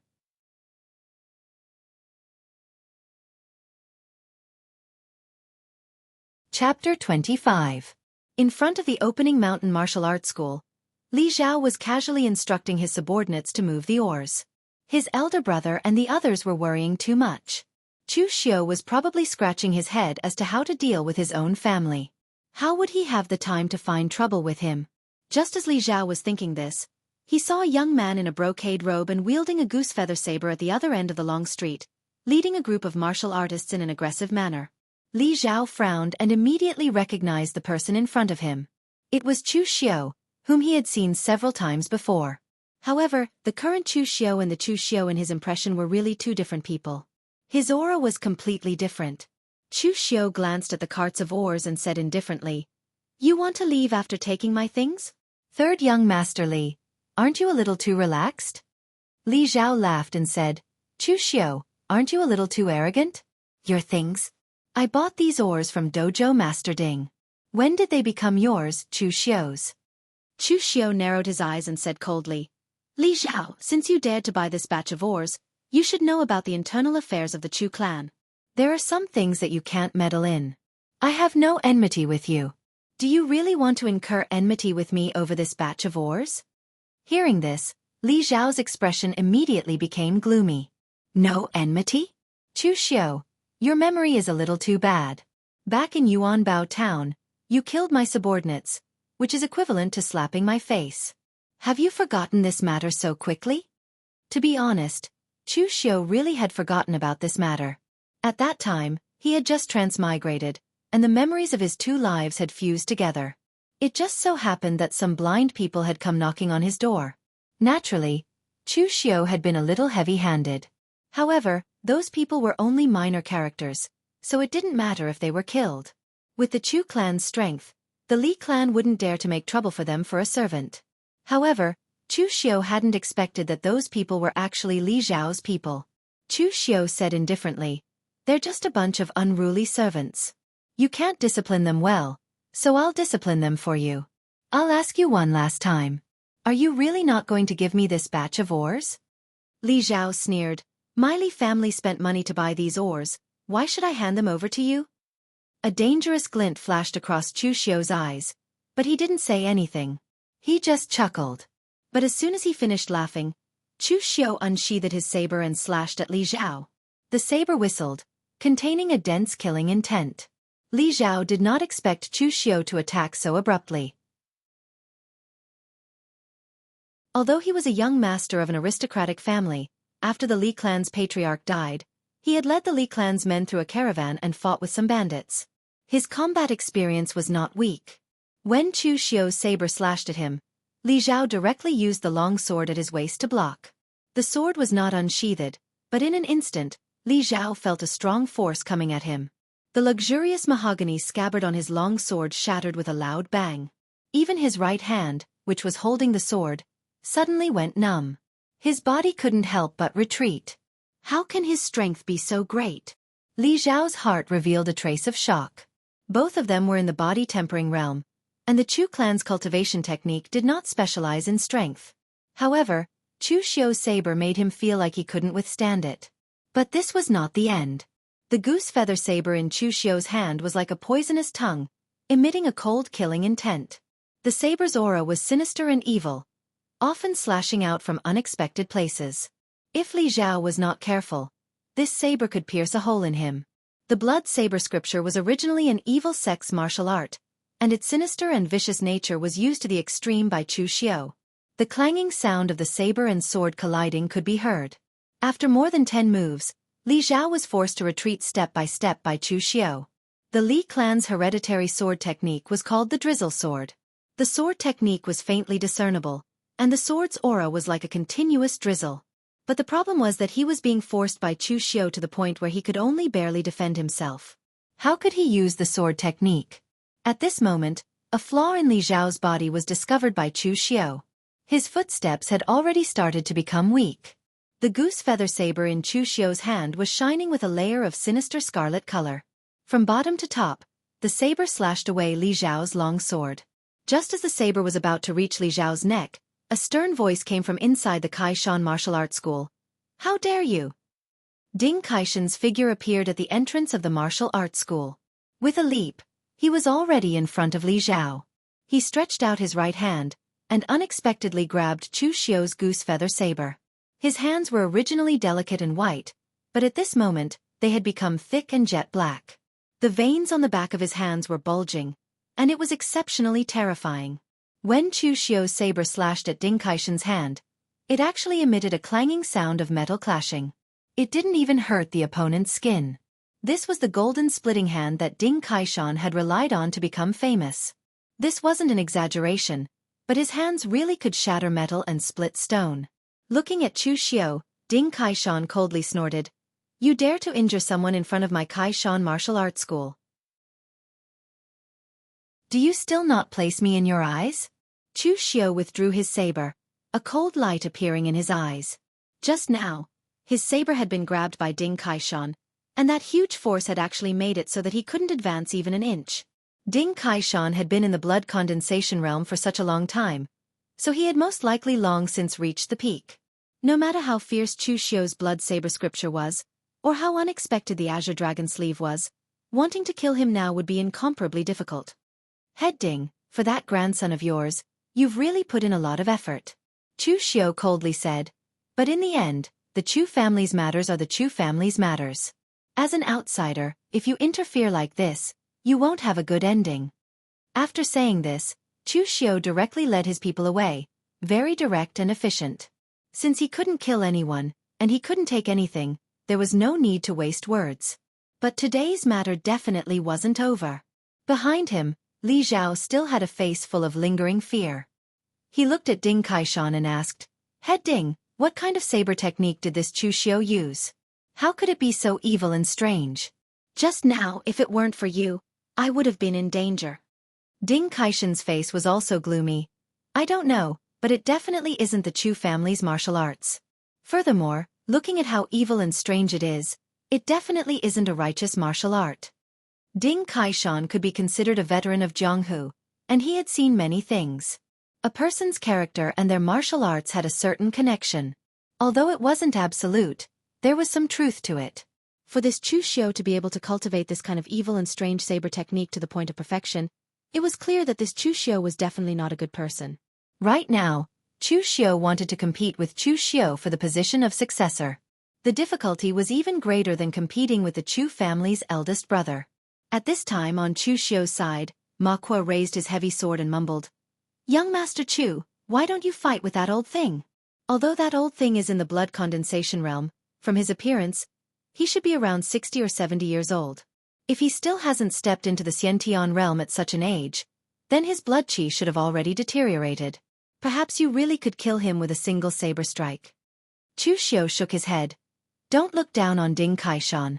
He's managed the opening mountain martial dojo for dozens of years, so he has quite a few resources.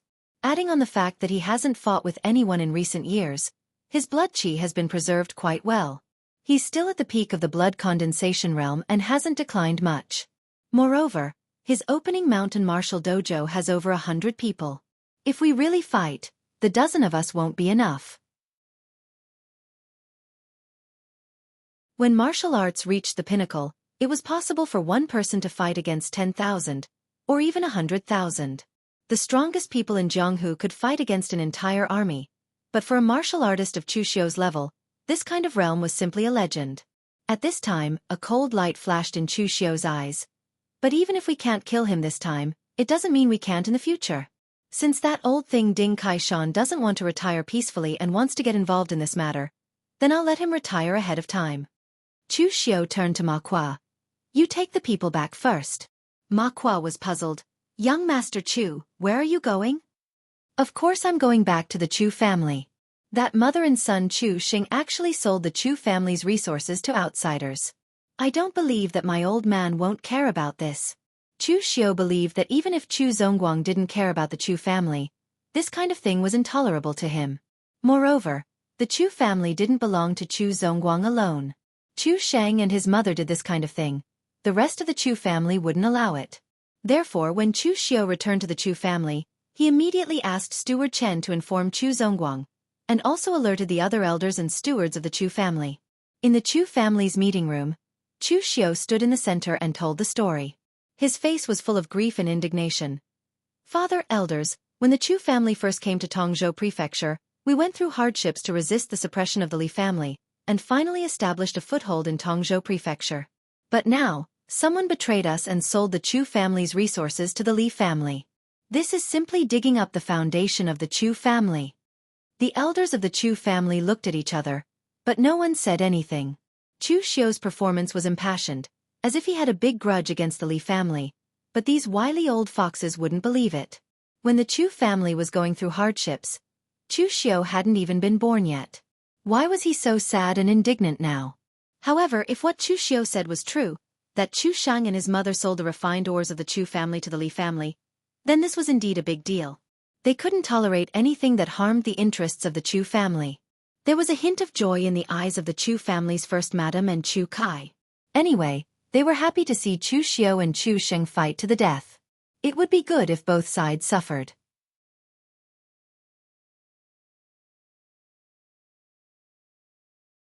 Chapter 26. The atmosphere in the Chu clan's conference hall became oppressive. Chu Zongguang frowned. He hated this sort of thing the most. He knew what Chu Xiu was thinking, but if Chu Shang and his mother really did such a thing, he would definitely not tolerate it. Chu Zongguang looked at Chu Shang and his mother and said, "Did you really do this?" Second madam stood up and said with a wronged expression, "Of course not. Others might not believe me, but do you not believe me? Why would I do something that would harm the interests of Chu clan? I did sell the ores, but I sold them to my father." Chu Zongguang frowned and said, "Then how did the ores end up in Li clan's hands?" Second madam said, "My father's Kai Shan martial school needs a batch of weapons. In the entire Tongzhou prefecture, only Li clan's weapons are the best. However, Li clan's weapons of Third Revolution and above are directly forged in Yan country's Qingyuan town. Those are the real treasures. Coupled with my relationship, even if Li clan has some treasured weapons, they will not sell them to my father. So my father could only think of a way to sell the ores to Li clan. Only then did Li clan agree to forge weapons for him. But as a member of Chu clan, even if Ding Kaishan is my father, I will not harm the interests of Chu clan." Second madam directly took out a banknote and handed 55,000 taels of silver to Chu Zongguang.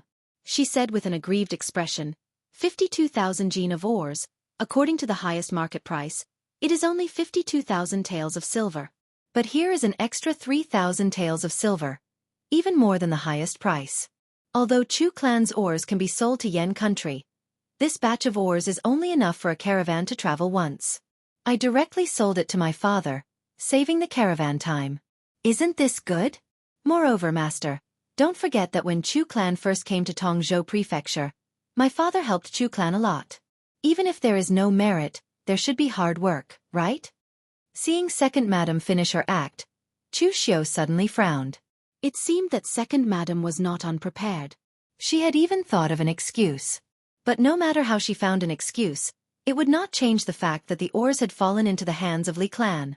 Would Chu Zongguang choose to ignore it? But the result was that after seeing the banknote, the elders of Chu clan did not say anything. In any case, Chu clan did not lose anything this time. Chu Zongguang frowned. Second madam brought Ding Kaishan out, making it difficult for him.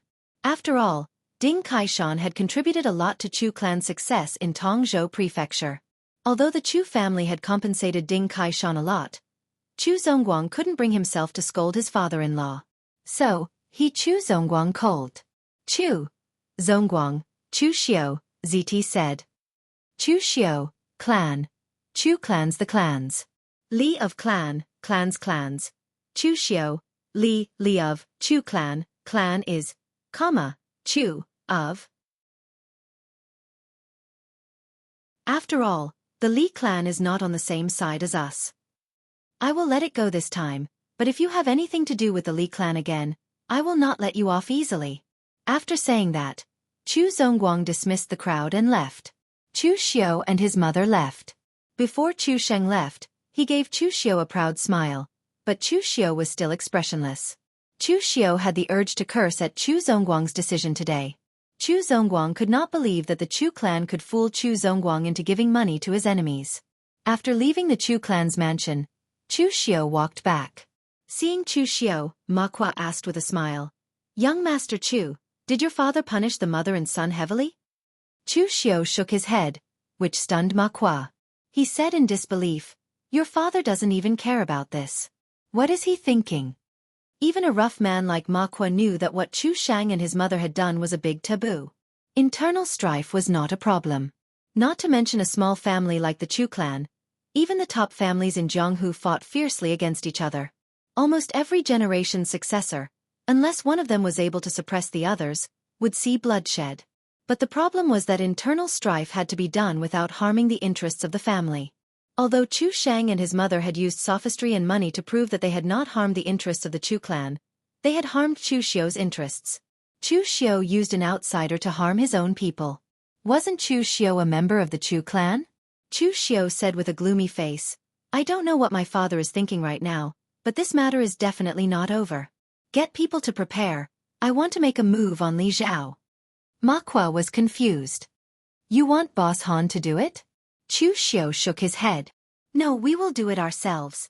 This time, not only do I want to deal with Li Zhao, but I also want to force the Chu clan. Otherwise, I will never be able to become the successor of the Chu clan." Now Chu Xiao could see that Chu Zongguang didn't like him. Even though his favorite son, Chu Shang, had been crippled, Chu Zongguang still didn't like him. The people in the Chu clan were even more short-sighted. They were all focused on their own interests.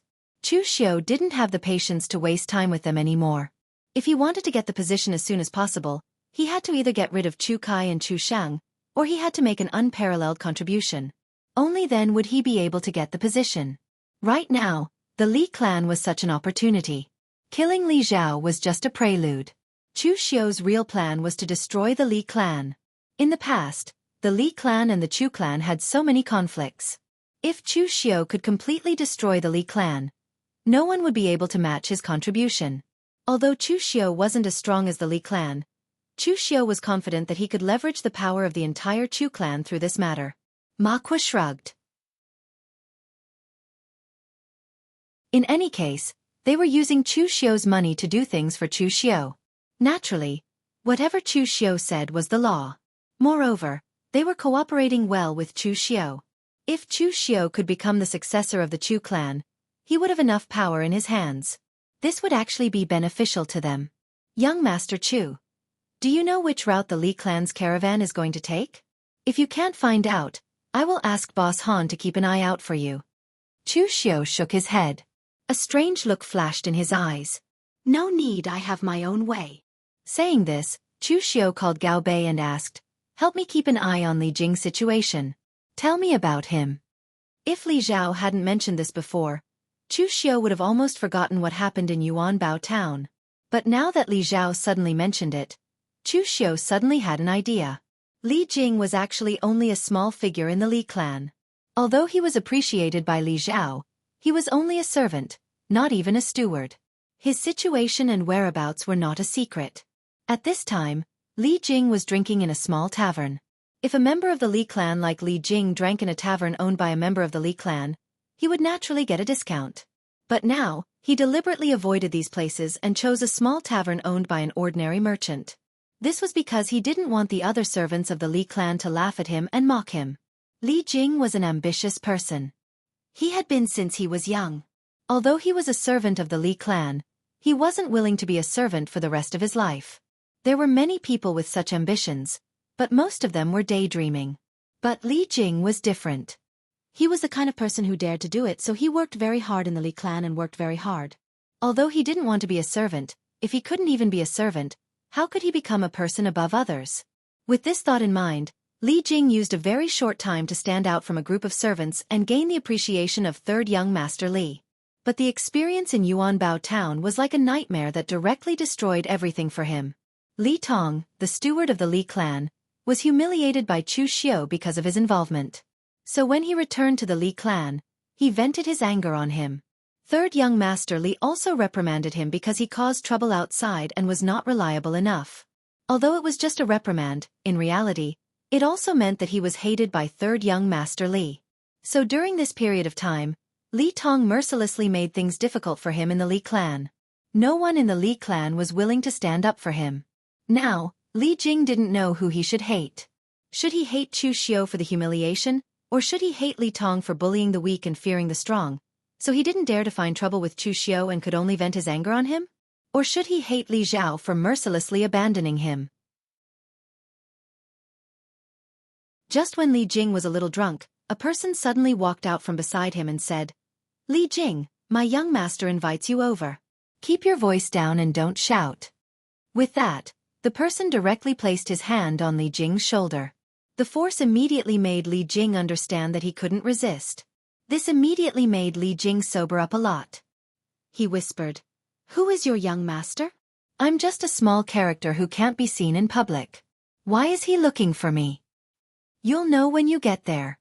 The person directly threw a piece of silver and took Li Jing out of the tavern. However, they didn't go far and directly brought him to the second floor of an inn. When the door was opened, there was only a young master in a golden brocade robe. On the table was a goose feather knife, a plate of salted peanuts, and a pot of yellow wine. The moment he saw this person, Li Jing's eyes were immediately filled with shock. "Chu Xiu, it's actually you."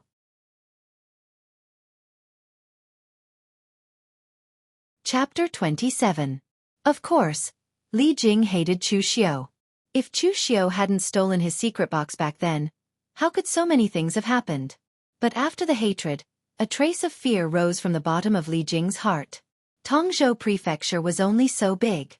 Even if something big or small happened, it couldn't be kept a secret. He already knew what Chu Xiu had been doing during this time. The things that the second young master of the Chu family, who had been regarded as trash, had done during this time were very surprising. He was even said to be the only one among the 4 young masters of the Chu family who could stand shoulder to shoulder with the 3 tigers of the Li family. Anyway, no matter what, Chu Xiu's status was not something he could compare with. What happened last time also made him realize clearly that a servant would always be a servant. Even if he had the support of the 3rd young master of the Li family, as long as he fell out of favor, his status was even lower than that of the lowest servant in the Li family. Looking at Li Jing's nervous and fearful expression, Chu Xiu had the door closed, pointed to the chair on the table, and said lightly, "Sit." Chu Xiu didn't rush Li Jing as he took his time to sit down. He just chewed on the peanuts and took a sip of the yellow wine from time to time. When the atmosphere was extremely stifling, he said faintly, "Do you hate me very much now?" Li Jing lowered his head and didn't speak. Chu Xiu didn't care about him and said directly in a low voice, "It's natural for you to hate me. I can also see that you are not a person who is willing to live an ordinary life, but I heard that ever since that incident, you haven't been living well. Li Jing smiled bitterly and said, "Isn't it all thanks to you, young Master Chu Xiao? Right now, young Master Chu Xiao is an outstanding disciple of the Chu family's younger generation. I'm just a servant of the Li family who has lost power. Even if young Master Chu Xiao wants to kill me now, I don't think the Li family will stand up for me." Chu Xiao raised his eyebrows and said, "Very clearly. The most important thing for a person is to recognize their own position. It's a pity that many people don't recognize this point. It was the same for you in the past, but now you've improved a little." Li Jing looked at Chu Xiao in confusion. He thought that Chu Xiao wanted to retaliate against him, but now it seemed that it was not the case. Moreover, if Chu Xiao really wanted to take revenge on him, he wouldn't have been able to survive in Yuanbao town. So why did he bring him here today? Just as Li Jing was feeling puzzled, Chu Xiao, who was opposite him, threw out a booklet and said calmly, "Chu Clan's Secret Technique, Barbaric Bull Force, a first transition inner force skill. Although its level is a little low, its effect in tempering your muscles, bones, qi, and blood is not bad. At the very least, it can help you get started in martial arts." As he spoke, Chu Xiao threw out a bag of medicinal powder and a bottle of medicinal pills and said, 10 portions of qi replenishing powder. You should have heard of this name before. However, with your monthly salary in the Li clan, you can only afford 1 portion a year. There are 3 blood coagulation pills in the bottle. You should know what they mean by the name. With your status, this is something that you can't buy even if you have money. Looking at the 3 items on the table, Li Jing's eyes widened. His eyes revealed a look of desire. To an ordinary martial artist, these things were very ordinary. But to a servant like Li Jing who had only learned some ordinary martial arts and had just stepped into the body-tempering realm, these things were an opportunity. An opportunity for him to truly become a martial artist. Chu Xiao pushed the 3 items towards Li Jing and said in a deep voice, "I want the route of Li Zhao's next business trip and the strength of his team. The more detailed, the better. You must tell me the day before he leaves." Hearing this, Li Jing suddenly trembled. He suddenly remembered something. Yesterday, the 3rd young master seemed to have had a conflict with Chu Xiao. Although he did not know the details, it seemed that they had fought. Thinking of Chu Xiao's current actions, it was not difficult to guess what he was trying to do. Li Jing's mouth twitched and he said with difficulty, "But, no buts." Chu Xiao interrupted Li Jing rudely. He pushed the goose feather saber in his hand forward and placed it beside the cultivation method and medicinal pills. "You only have 1 chance, and the right to choose is also only 1 time." Li Jing gritted his teeth. Without another word, he hurriedly put the cultivation method and medicinal pills into his arms and staggered out of the inn. Ma Kuo walked out of the room next door. He grabbed a handful of peanuts from Chu Xiao's plate and stuffed them into his mouth. He chewed as he asked, "Young Master Chu, how do you know that this guy will do it? What if he leaks it to the Li family?" Chu Xiao said indifferently, "A person's ambition is very scary. Don't think that Li Jing is a servant. He is definitely not the kind of person who is willing to submit to others. He has no loyalty to the Li clan. What I gave him is a reason for him to leave the Li clan, or rather, betray the Li clan." Ma Kuo shook his head in confusion. People's hearts are really complicated. I was just an ordinary cowherd in Dai County in the north. My biggest wish in my life was to eat beef. If it weren't for a group of bastard soldiers who killed my cow and forced me into a dead end, how could I go up the mountain and become a bandit? But it's not bad.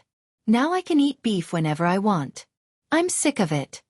Chu Xiao pushed the rest of the peanuts to Ma Kuo and walked out with the knife. He said lightly, "It's the same principle.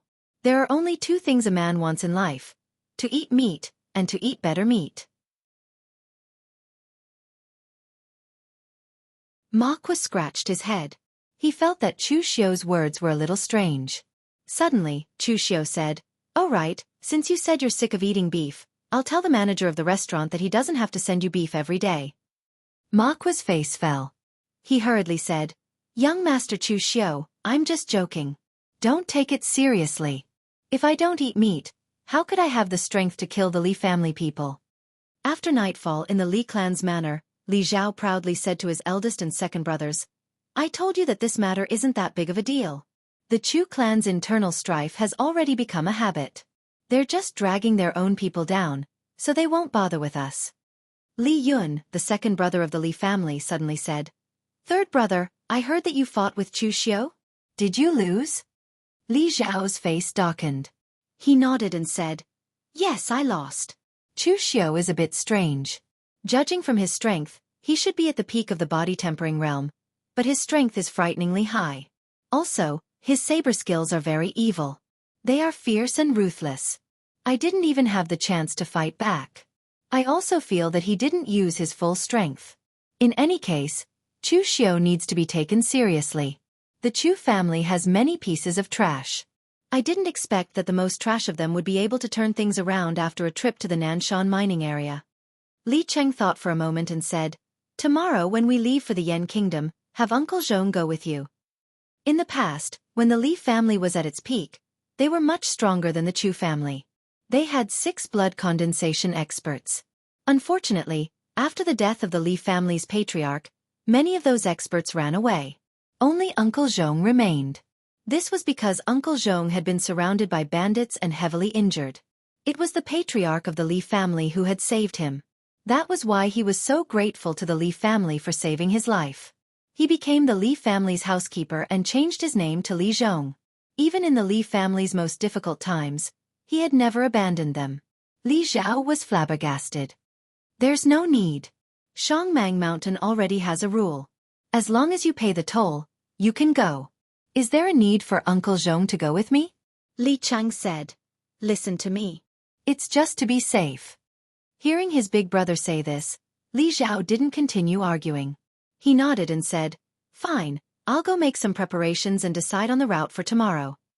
Once Li Zhao had finished making arrangements with the caravan, Li Jing, who was at the back of the crowd, revealed a gloomy expression. "Third young master, don't blame me. If you had helped me back then, I wouldn't have ended up like this." In Chu Xiu's courtyard, Gao Bei was holding the intelligence report that Li Jing had secretly sent to him.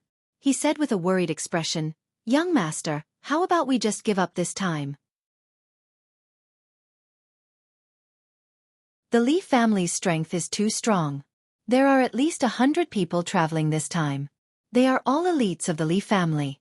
Among them is the Li family's housekeeper, Li Zhong. He is a blood condensation warrior. Ma Kuo glanced at the intelligence report and sneered, "Little brat, don't be such a coward. Learn from your young master. As long as you can learn 10% of what your young master is capable of, it will be enough for you to eat for the rest of your life." After mocking Gao Bei, Ma Kuo turned to look at Chu Xiao and said, "Young Master Chu, I will deal with the Li family's caravan for you. Although I only have a few dozen subordinates, almost all of them have seen blood. In the northern Yan region, they were not at a disadvantage when they fought against the northern Yan Imperial Army. Dealing with the Li family's caravan won't be a problem. Now it's up to you." Although the Li family's housekeeper is in the blood condensation realm, the difference between tempered body and blood condensation isn't that big. How can the housekeeper of the Li family be stronger than that old man Ding Kaishan from the mountain-splitting martial arts school? A cold light flashed in Chu Xiu's eyes. In fact, even if it was Ding Kaishan, he was confident that he could fight him. Of course, the chances of him winning were very small. His Azure Dragon sleeve only had one blade. If he couldn't injure him after one blade, then Chu Xiu most likely wouldn't have a chance. After cultivating the martial way for a few months, Chu Xiu had also gained some insights. The martial way was originally meant to kill. If one didn't rely on killing, how could one improve? Just like his father, Chu Zongguang, who had been in seclusion for over 10 years, he still hadn't achieved anything. Knocking on the scabbard on the table, Chu Xiu coldly said, "The plan is as usual. Leave the city at dawn and kill the Li family's caravan." You're tuning in to the Xiaofan's Wuxia Tales YouTube channel. Don't forget to subscribe and join us on this journey to catch the most captivating stories.